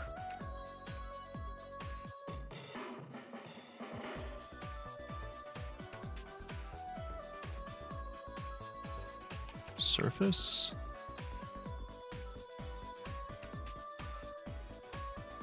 World generation. I'll just do seal results. Tutorials, custom world generation, custom world, custom world, custom world, custom world.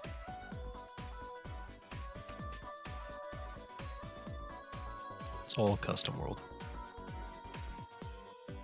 Where was the webpage that I was on where it was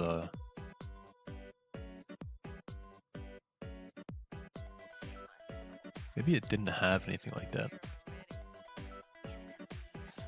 Okay, let's go to biome because I think biome had the most detail about it. It's climate, generation,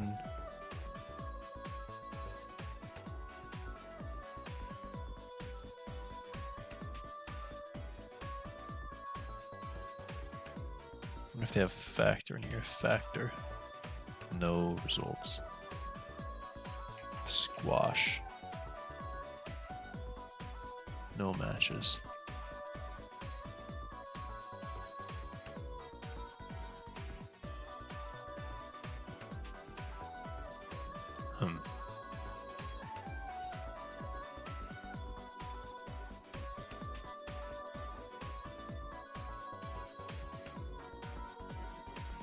Density function, debug screen. Let's try overworld. Generation. Ah. Maybe there's some information here.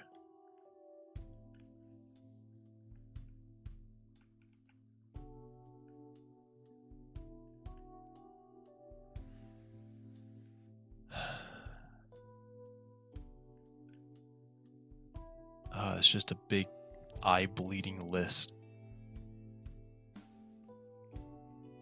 of stuff.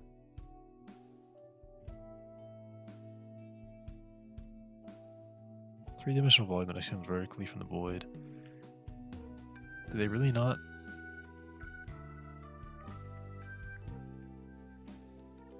Terrain features. Some terrain features. Fjord.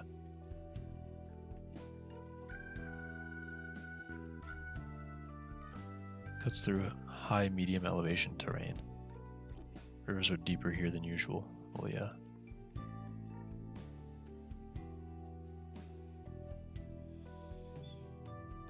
Erosion. Instead of being converted to the dirt or sand, the top layer is stripped away, leaving an erosion. Huh. Ah. I didn't know that happened. Interesting. I'll need to keep that in mind. I'll bring it over here. So yeah, occasionally, instead of being converted to dirt or sand, the top layer is stripped away. Yeah. Interesting. I'll definitely keep that in mind because I like that. Iceberg, carvers.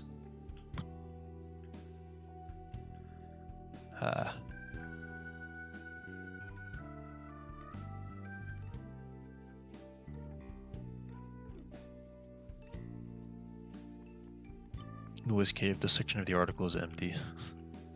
Hilarious.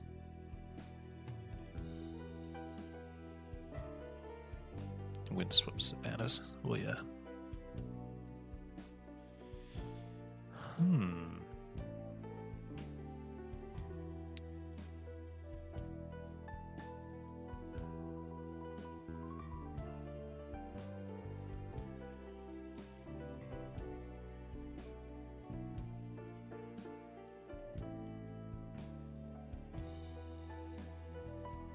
Generate features after terrain. Old image file that you use to load block textures. Amplified. Maybe they have information in amplified.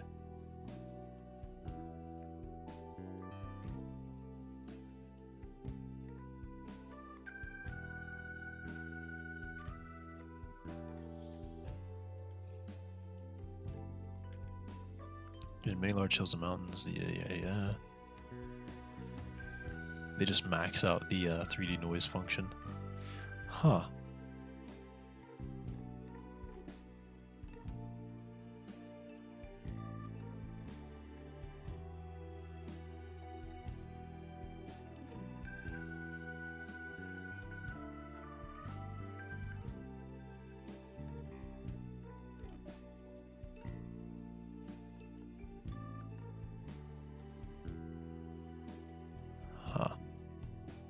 Would you have messed up some coordinates? Interesting.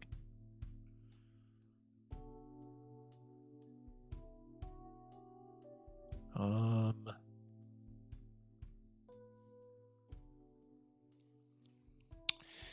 don't know what to do here. I don't know what to do here. I have no idea how they compute this.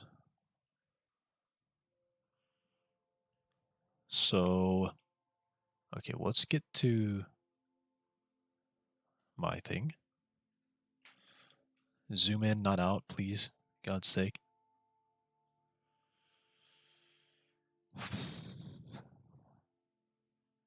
Okay.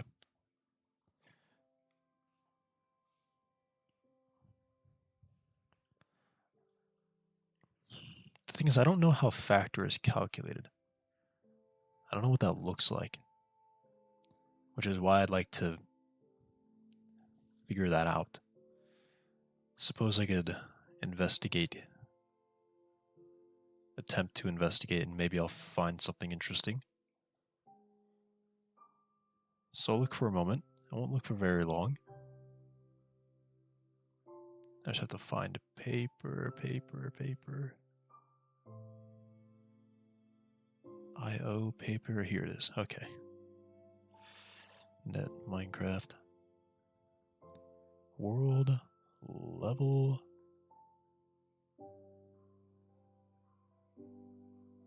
Level gen.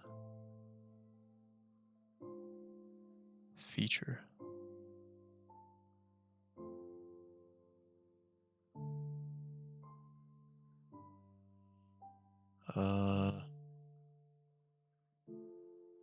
No. Height providers. No. They call this like squash or something. Noises. Temperature, it's called factor. Temperature large. Noodle, jagged. Is it jagged?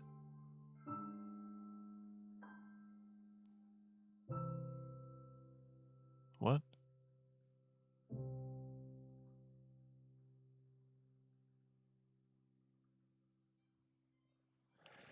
Oh boy, this is derived from something else, isn't it?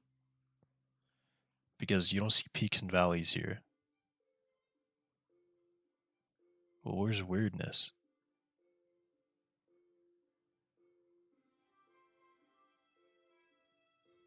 That's a ton of noise generators.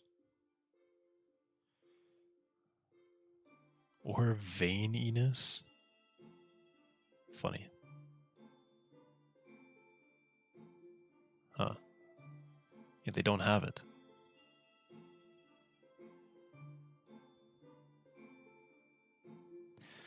Unfortunate. Noise settings. Noise slider. Noise settings. Here's some height maps here.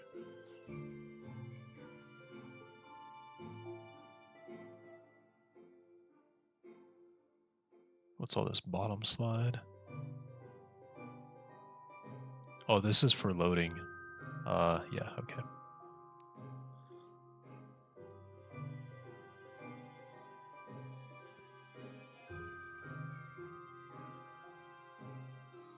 What's density? Well, that's nice and helpful. Oh boy. Density functions. Weird scaled sampler. What is that?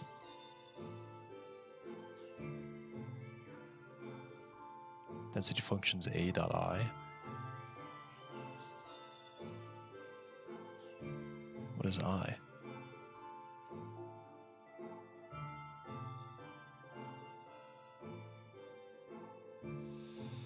I don't know what I'm looking at. This is all like strongly.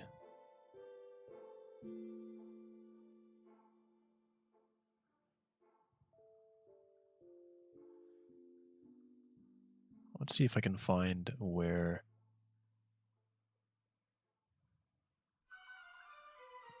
noise generator 3. Is this 3D noise?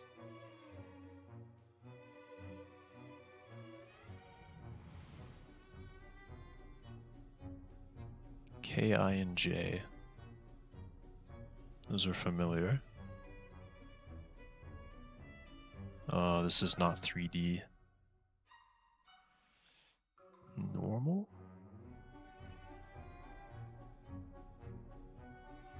A parameters? What is A? What is A?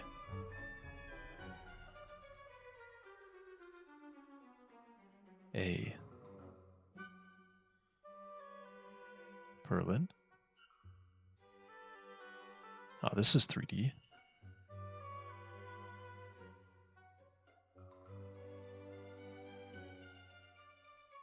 Unfortunately, that won't work, will it? Yeah, that won't work. Oh wait, it's searching. It actually might find them. No end project in the libraries. Well, it just lied to me.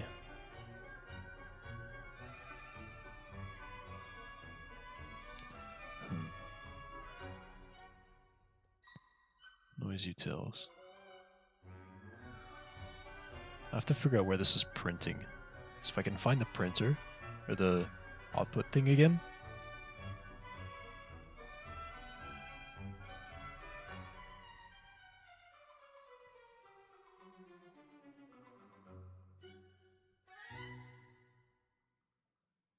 Where is it? Chunk? Chunk generator. Let's find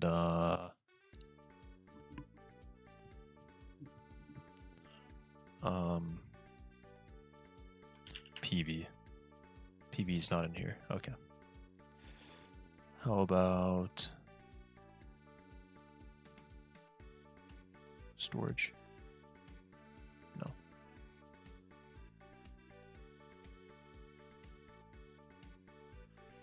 I don't think it's there.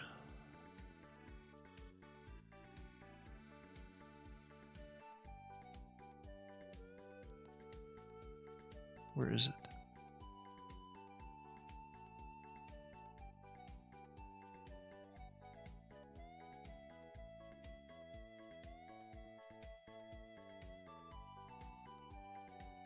Close any tabs, close alt to right.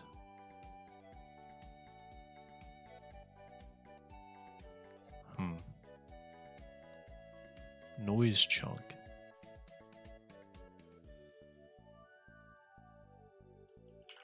PV. No. Noise router. PV. No.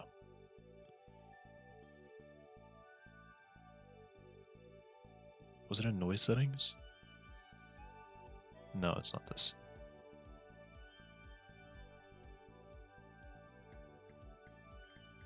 Chunk generator abstract. PV. Oh, found it. PV. So I'm looking for F.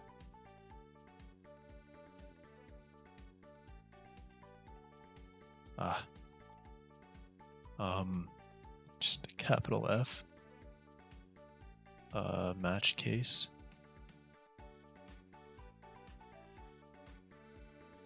Do we have an F anywhere? An F?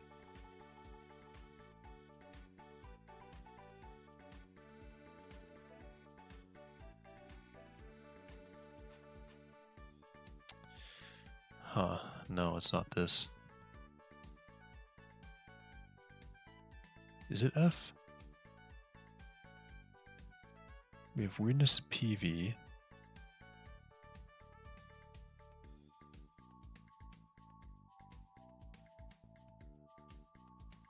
Actually, yeah, go to this declaration. One moment.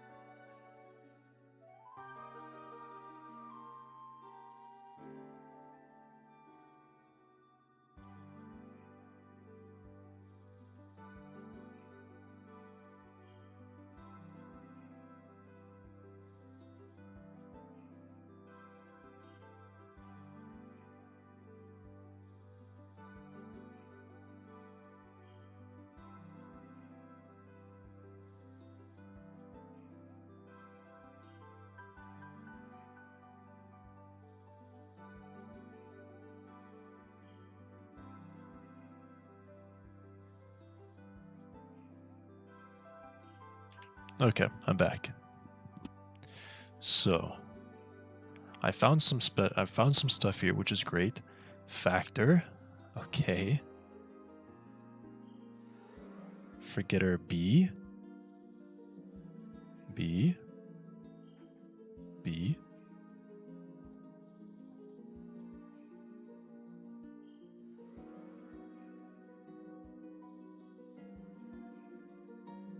Is this what factor does?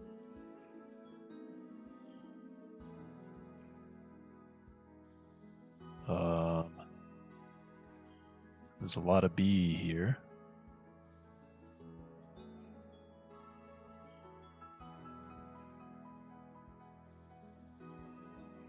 It's a different function entirely.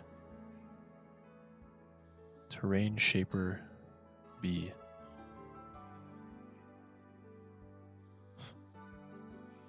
Jaggedness. Wait, jaggedness. What is jaggedness?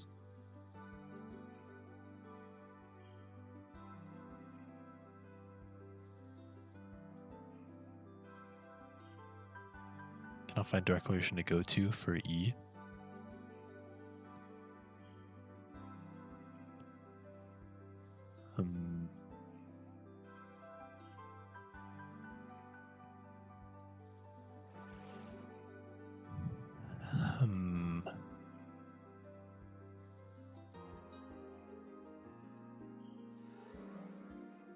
So here's one. If it's less than 0, return F.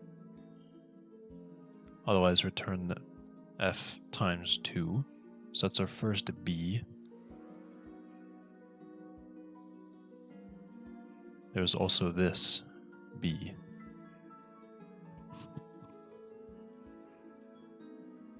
which I'm quite confused about. Cubic spline.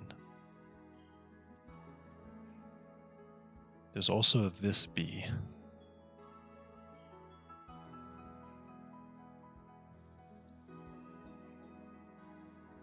Which on the printout, if we go and launch the game, I'll get into a normal world, and I'll go fly around until I find some very obvious 3D noise, and we'll take a look at what factor is, and we'll see if we can't deduce where it actually is.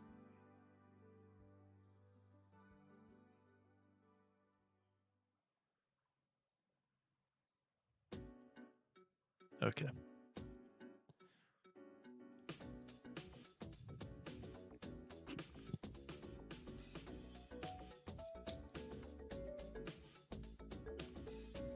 Oh, just realized I'm on the wrong thing.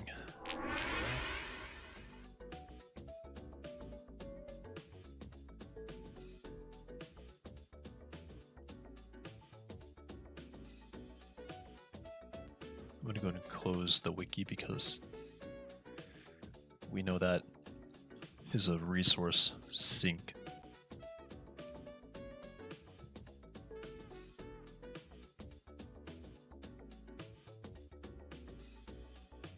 Okay. Go to game. Alright. Just go to a normal world. We'll go look at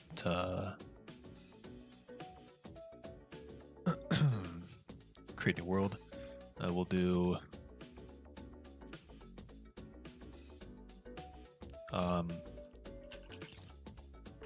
normal world.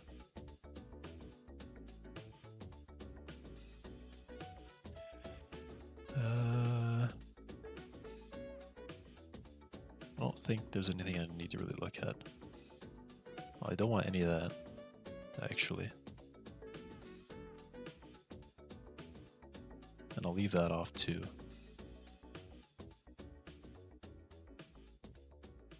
Okay. Just a normal world. Go fly around and creative a bit, see if we can't deduce what factor looks like.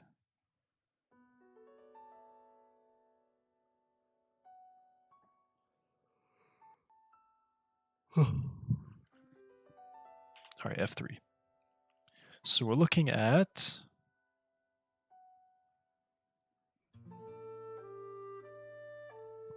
what number? Oh, the UI is all big. I need to make it smaller. Not chat settings. Video 2. Okay. We're looking for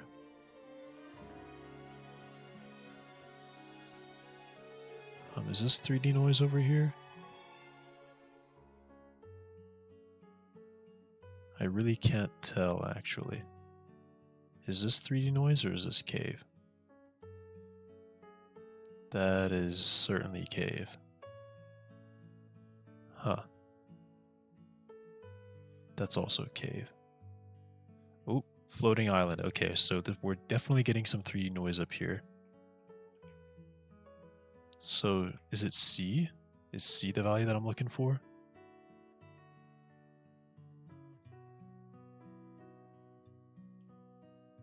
Which one of these values jumps up as I get closer to this island here? Any of them jumping up?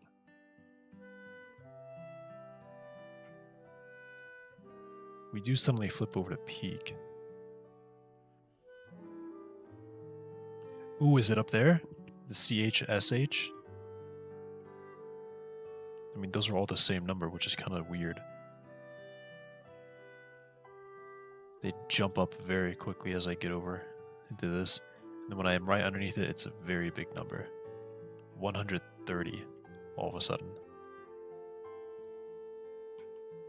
Yeah, on all these blocks, it's 130.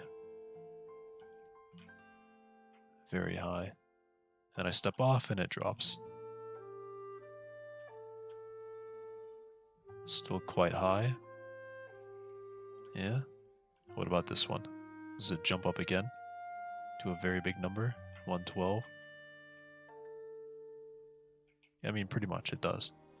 Okay, so it's this stuff over here, the CHS. I don't even know. There's like 5 different numbers there, but they all print out the exact same value, which is kind of funny that they all exist. What is other values? Like N? So many values there to look at. But I think I'm right. We're looking at CH and SH. So I'll see if I can't spot those. Spot those values somewhere here. CH. Chunk generator abstract. CH. SH. ML. I mean, they gotta exist somewhere here, right? They gotta exist somewhere here.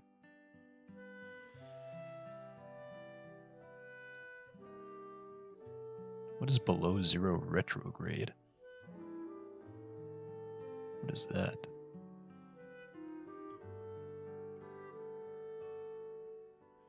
Oh, yeah. I understand. I understand what that is.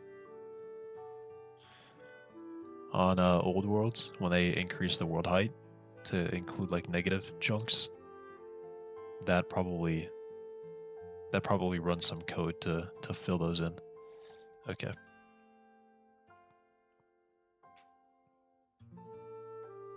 Like it replaces the bedrock, I think is probably all it does.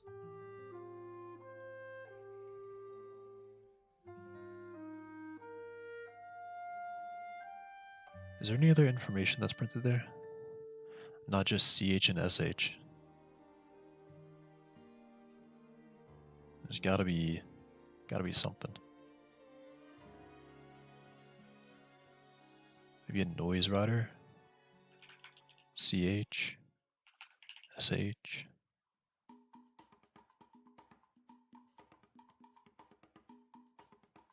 Let's go back to PV here.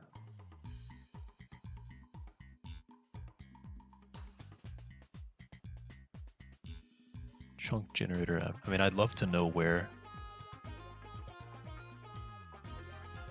this gets its values from.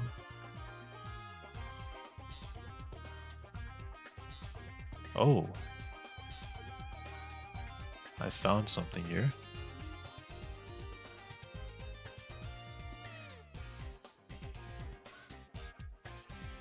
Is this the function? Okay, I mean, yeah, wow, this looks like exactly what I was looking for. Factor.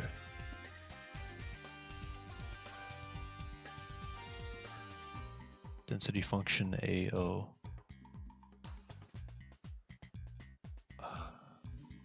That's a lot of, do we have CH here? We got SH here? No. That is a lot of stuff.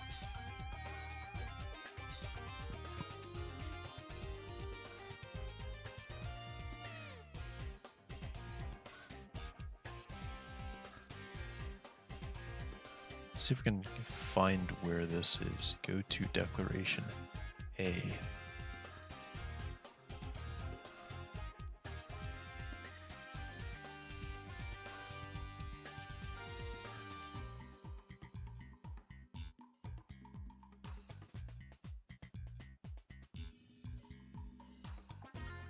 There's some really weird stuff. So O is our factor. Let me just look at depth. I know that depth is is a really simple one. 1.5.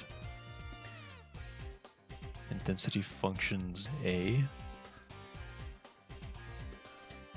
Density function 7. Oh gosh.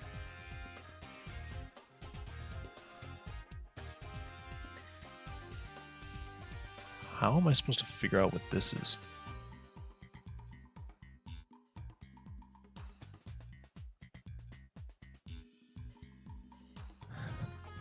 This is, wow, this one is really complex. I want to see if I can wrap my head around this. So I'm going to create I'll create a Scratch file and try to well, actually, I'll create the file here. New file. We'll just do like factor theory. Empty. Okay, I'll pop this over here and leave this over here. So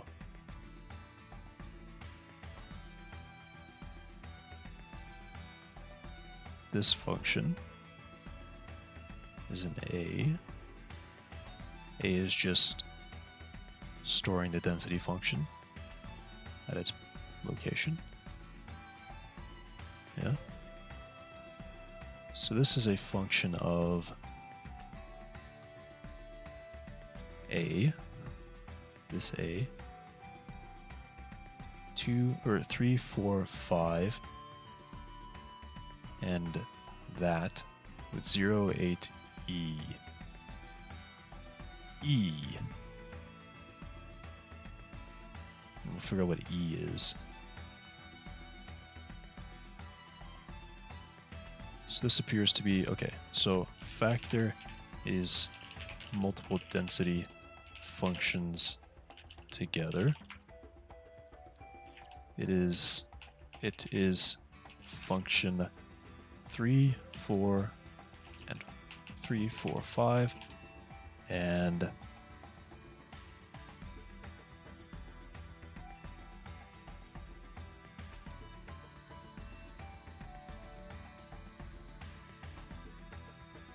what does this do?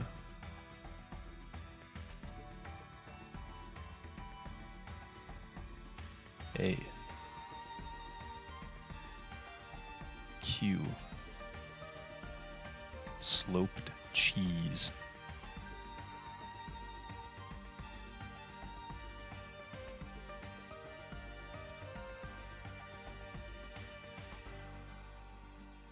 Overall large biomes factor. Oh.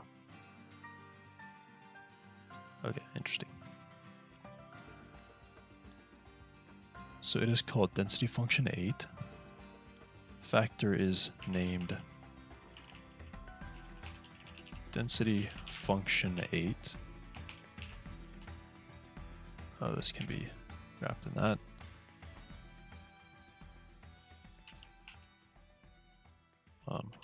Overworld factor is named density. Can I make this wrap? Soft wrap? Really nice if I could. View appearance.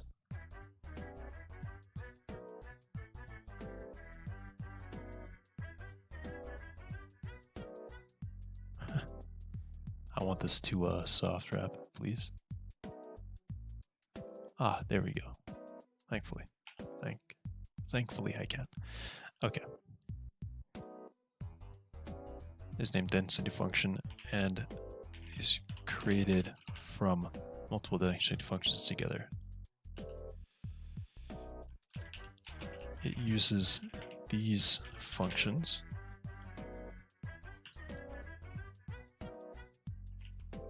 density function 3, which is equal to density function 3 is L, which is continents, is overworld continents. Density function 4, which is M, which is erosion.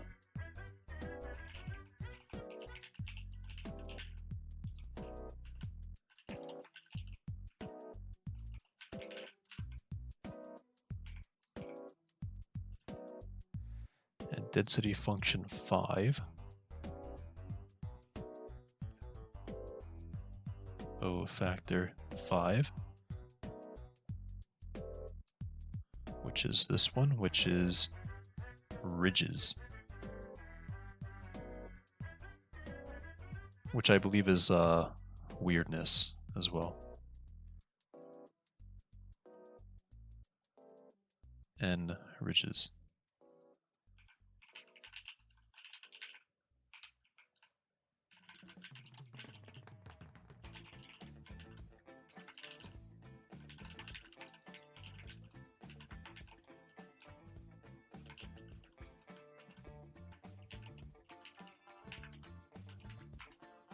Yeah, just because they literally couldn't come up with a better name.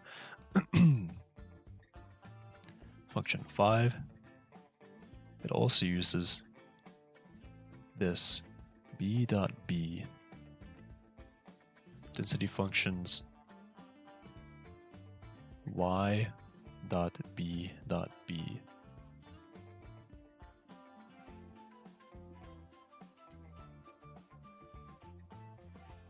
Density function, that's not where I was looking for. Density functions.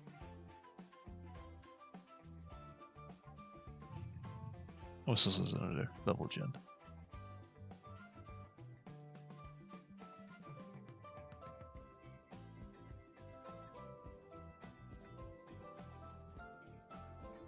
Density functions y.b.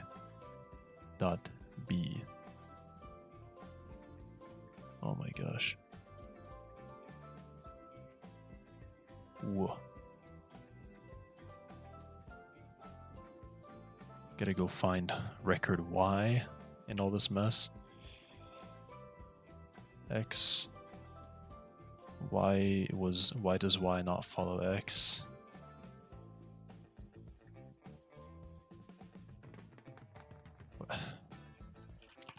Record Y. And this is dot B.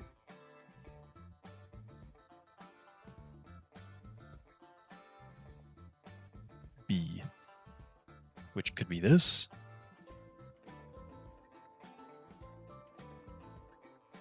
It could be this. Actually no, it shouldn't be that because it's it'd be a function then. Y.B.B.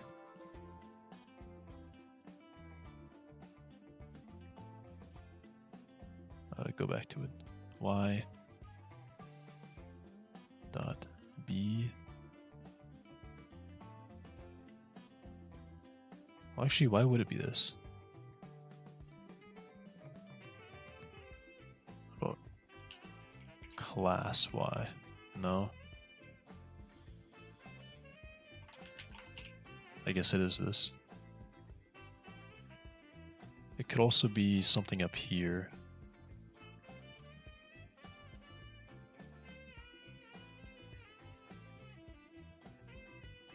Not looking like it.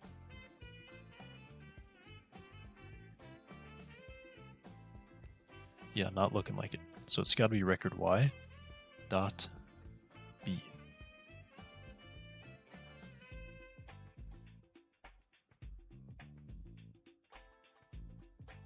For some like static value.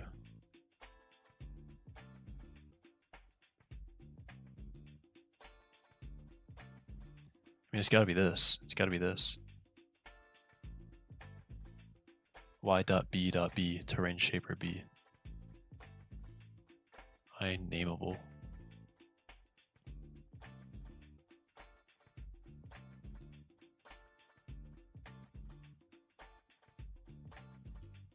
I think you can pop these off here. So this function, does it take an nameable?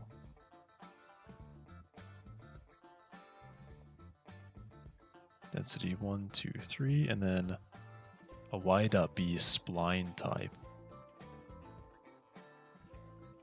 Ah.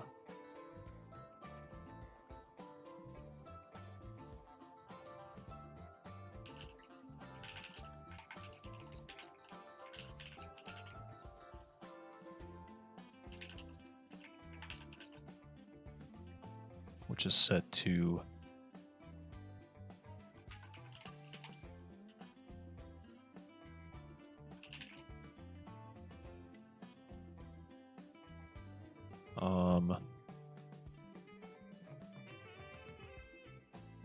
this dot G, F, G,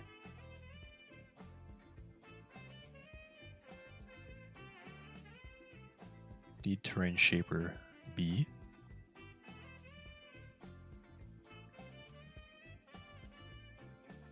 It could be any of these. Oh, it shouldn't be that one. That one's private. Where's another B function?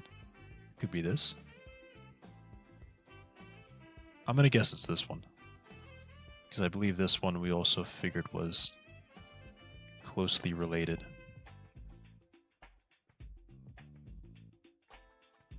Yeah, it looks like it's gonna be this one. Man, that's a lot of values. That's just a crazy amount of values.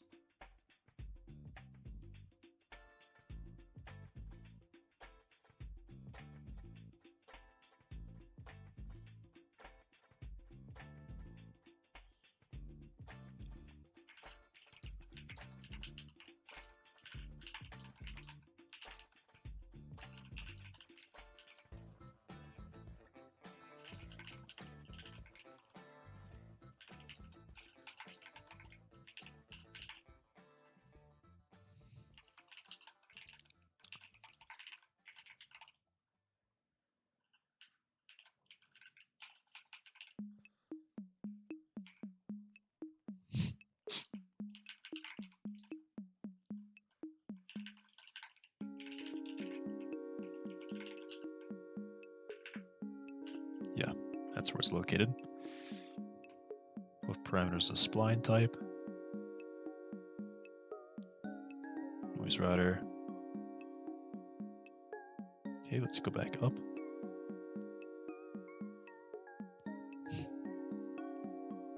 We're looking at 8. Yeah, right, this is 8. Factor, indeed. And then it takes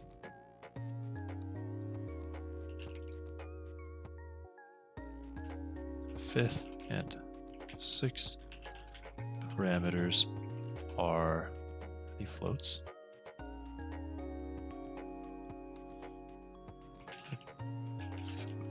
Double values passed as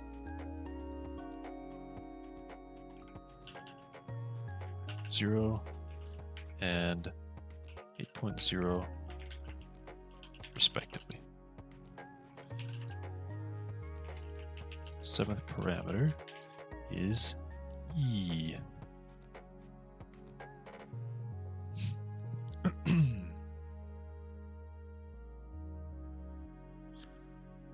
E. What's E?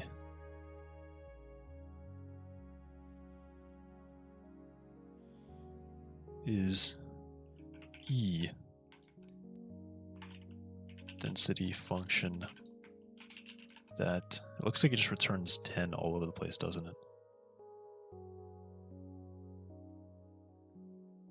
New H density. Well, what the heck is an H? What is an H?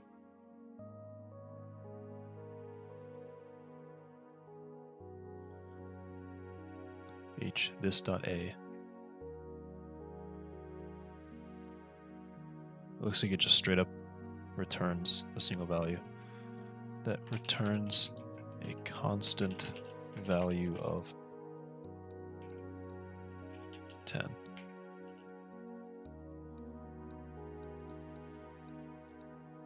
Implements density function C. Oh my gosh. The amount of looking all over the place that this has to do is crazy. What's a density function C?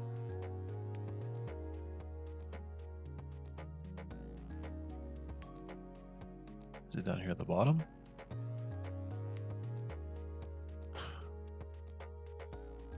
Where's C defined? Oh, it's in density function, not functions. Of course. What is a C?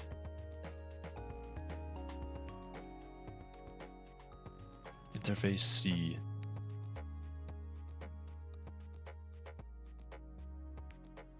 A.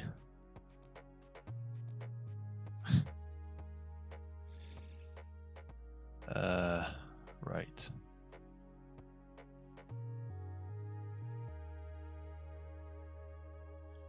What is all that?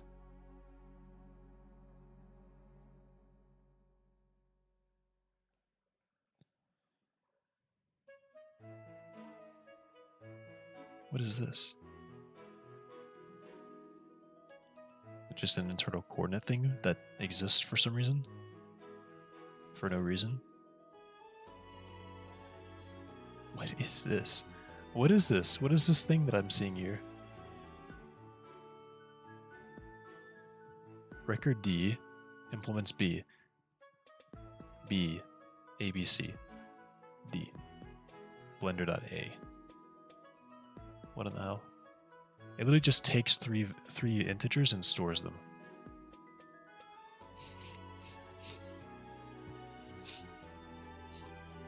Okay. This is all honestly quite confusing.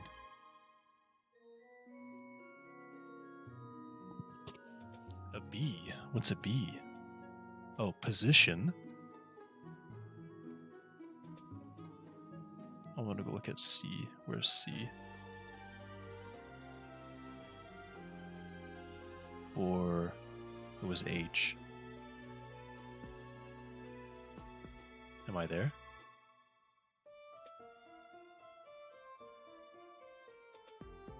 Yeah. Okay, yeah, it just takes a... Okay, cool. So A pause is what I'm looking for. Alright. So I can definitely use that to figure this out. What is this thing? Uses so many values. This is just an absurd amount of values.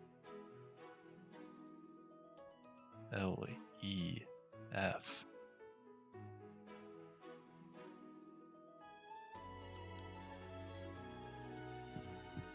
G, where's G even used?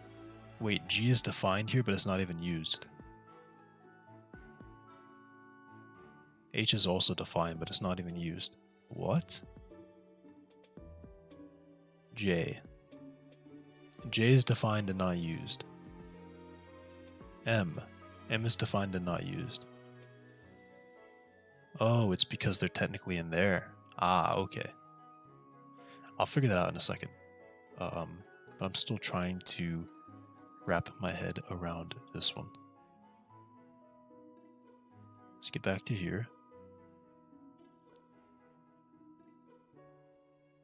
And takes E, which is just a constant multiplier, it looks like. So A, we'll go to the A function. A function does, and I lost it. A. This A. 3 density functions, or a spline type, 2 doubles, and then a final density function. Okay. Okay.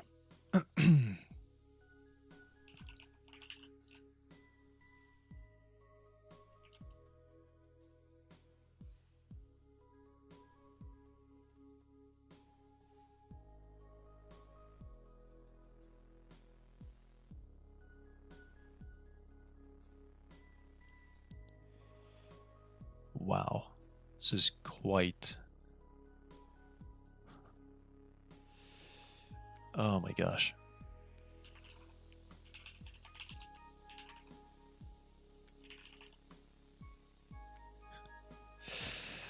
Isn't put through boot camp.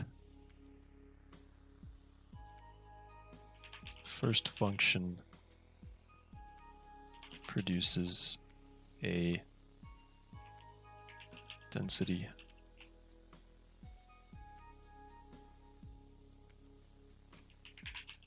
function like so. We have density functions A, which is just all of them passed in together.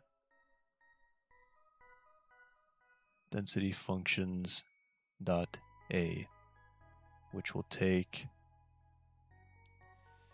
3 density functions,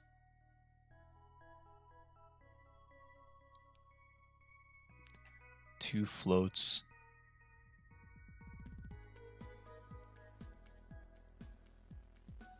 and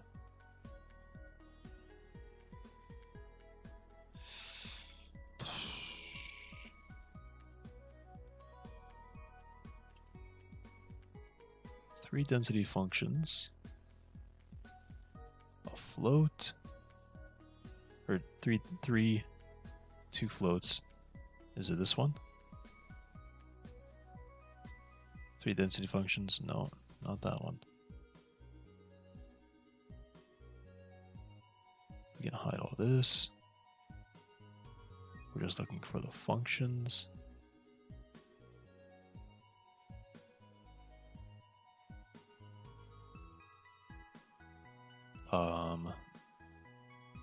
The amount of records they have in this is absurd.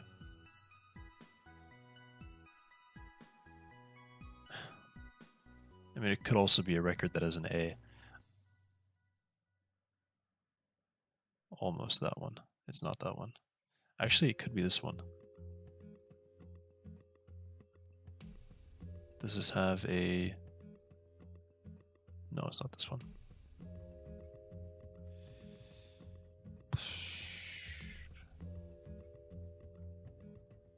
Oh wait, perhaps it is this one. It's 3 functions and a double. What is AA.A? AA.A is a density function, isn't it? No, this is an enum. Oh, well, what the hell? That's not helpful at all. AA.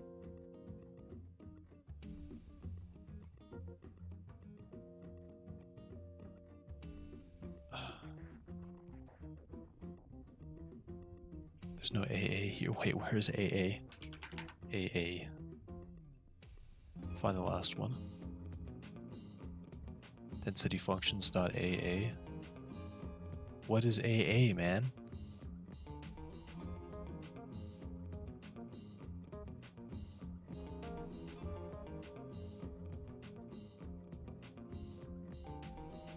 Oh, AA. Interface AA. Extends density function. Okay.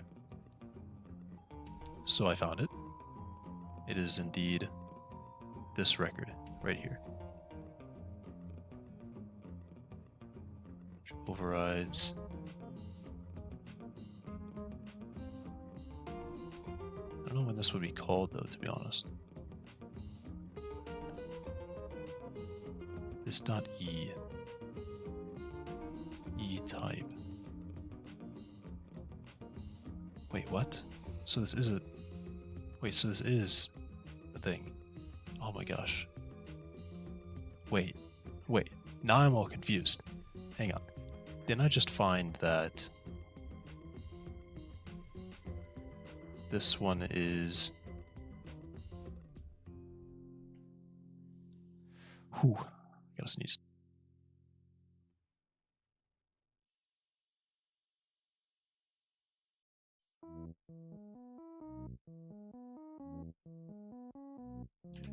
Alright. Got the sneeze out. Density function.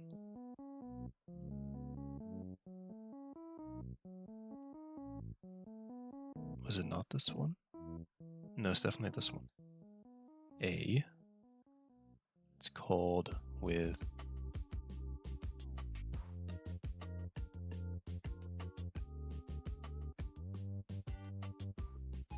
One, two, three, a type, 2 floats. And then this is 1, 2, 3, a type, 2 floats. It can't...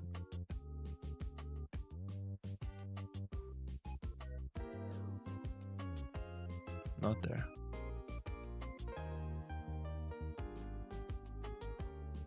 Not there. We're looking for something that's going to take 2 floats. Wait, function, no floats. Not a bifunction. Not that. Not that. Nope. Nope. No. Not that. Not that. Function, float, not that. This is a B. Nope. Only one. B, C, D. A. Function, nothing. Not that. Not that. 2 functions, not that. 2 functions are not an A. Function, type. Oh, I found it. Okay, here it is. This is what I was looking for. Function, spline type, D and E. Returns a new Y.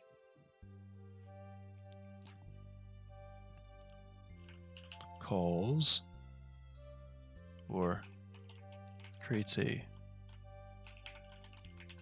density function using density functions dot a density function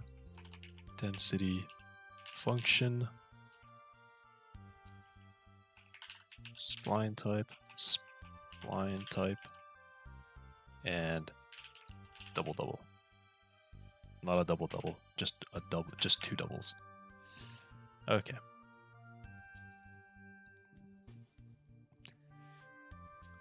This function creates a new Y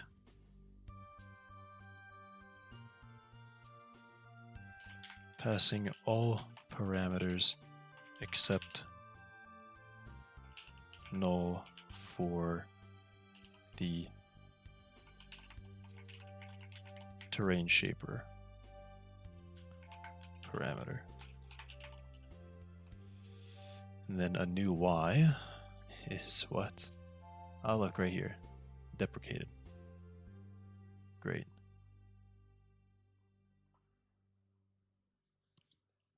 Takes on all this. That's a copy. But that's a... Interesting that they call this function when they didn't really need to. Wait, why is this static? That's weird. That's just weird. Ooh, okay. This dot h is null, return 0.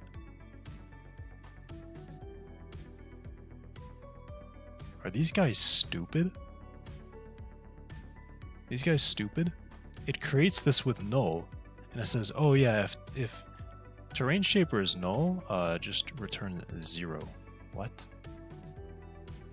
So this part just always returns 0. That is weird. Because it's never going to call that function because it's not given one. What?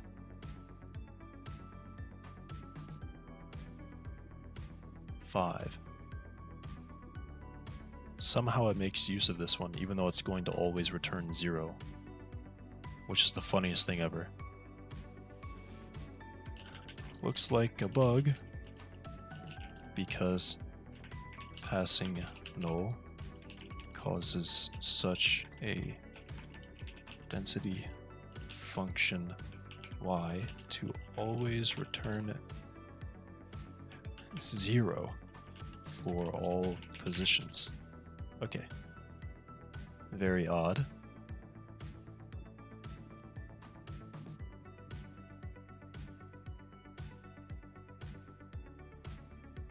I guess it's more or less just a container for data rather than an actual anything. Well, it passes B actually, Hang on. Oh, maybe that's how it works. When I pass null,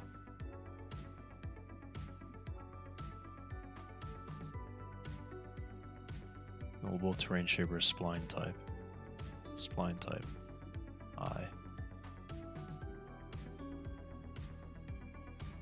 I mean, it is weird because it looks like it's supposed to include it, but it doesn't. It just makes it null.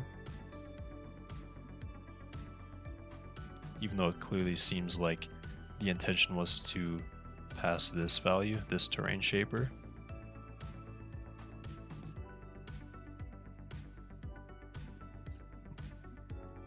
I don't get it.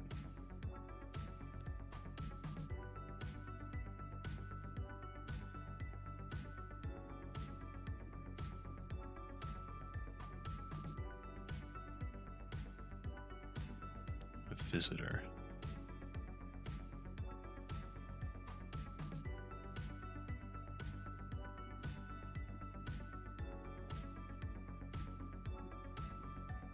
Huh.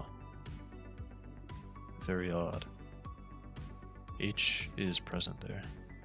Okay. Like it creates a new one. That is the weirdest thing I've ever seen. Okay. Lots of weird things to look at here. And it creates a density function.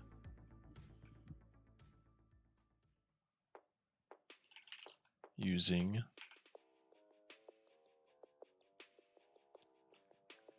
.b, which returns a density function. Just 3 density functions. Okay. Go to density functions A and find where just 3 density functions are put together.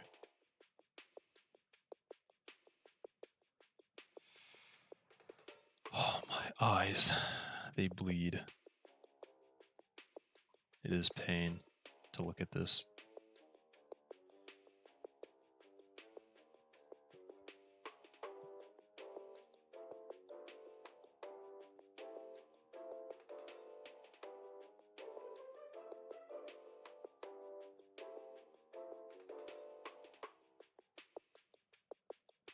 Oh, density function 3. Okay, we found it. Which creates a D, an A of a B of an AA. Oh my god.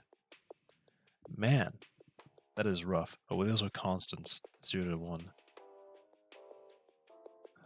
And then another AB. Bro.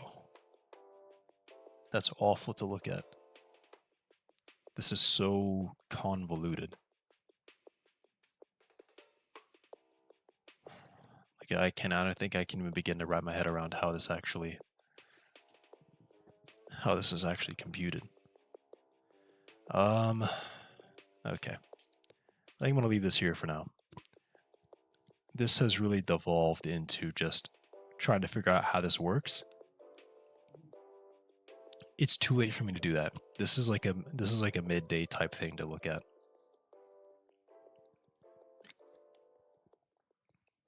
So what I'm going to do, I'm going to go and stop the stream here. I'm going to sleep on this.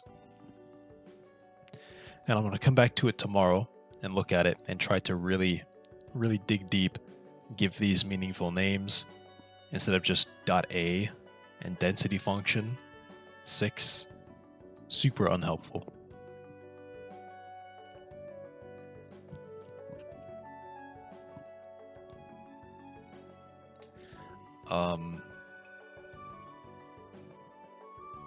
Because I can almost kind of tell what this is. This is just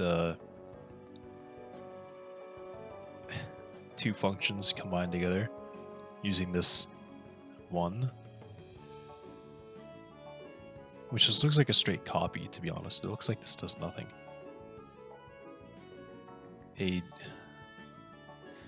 Density functions.l.a.d cache once. Yeah, that's helpful.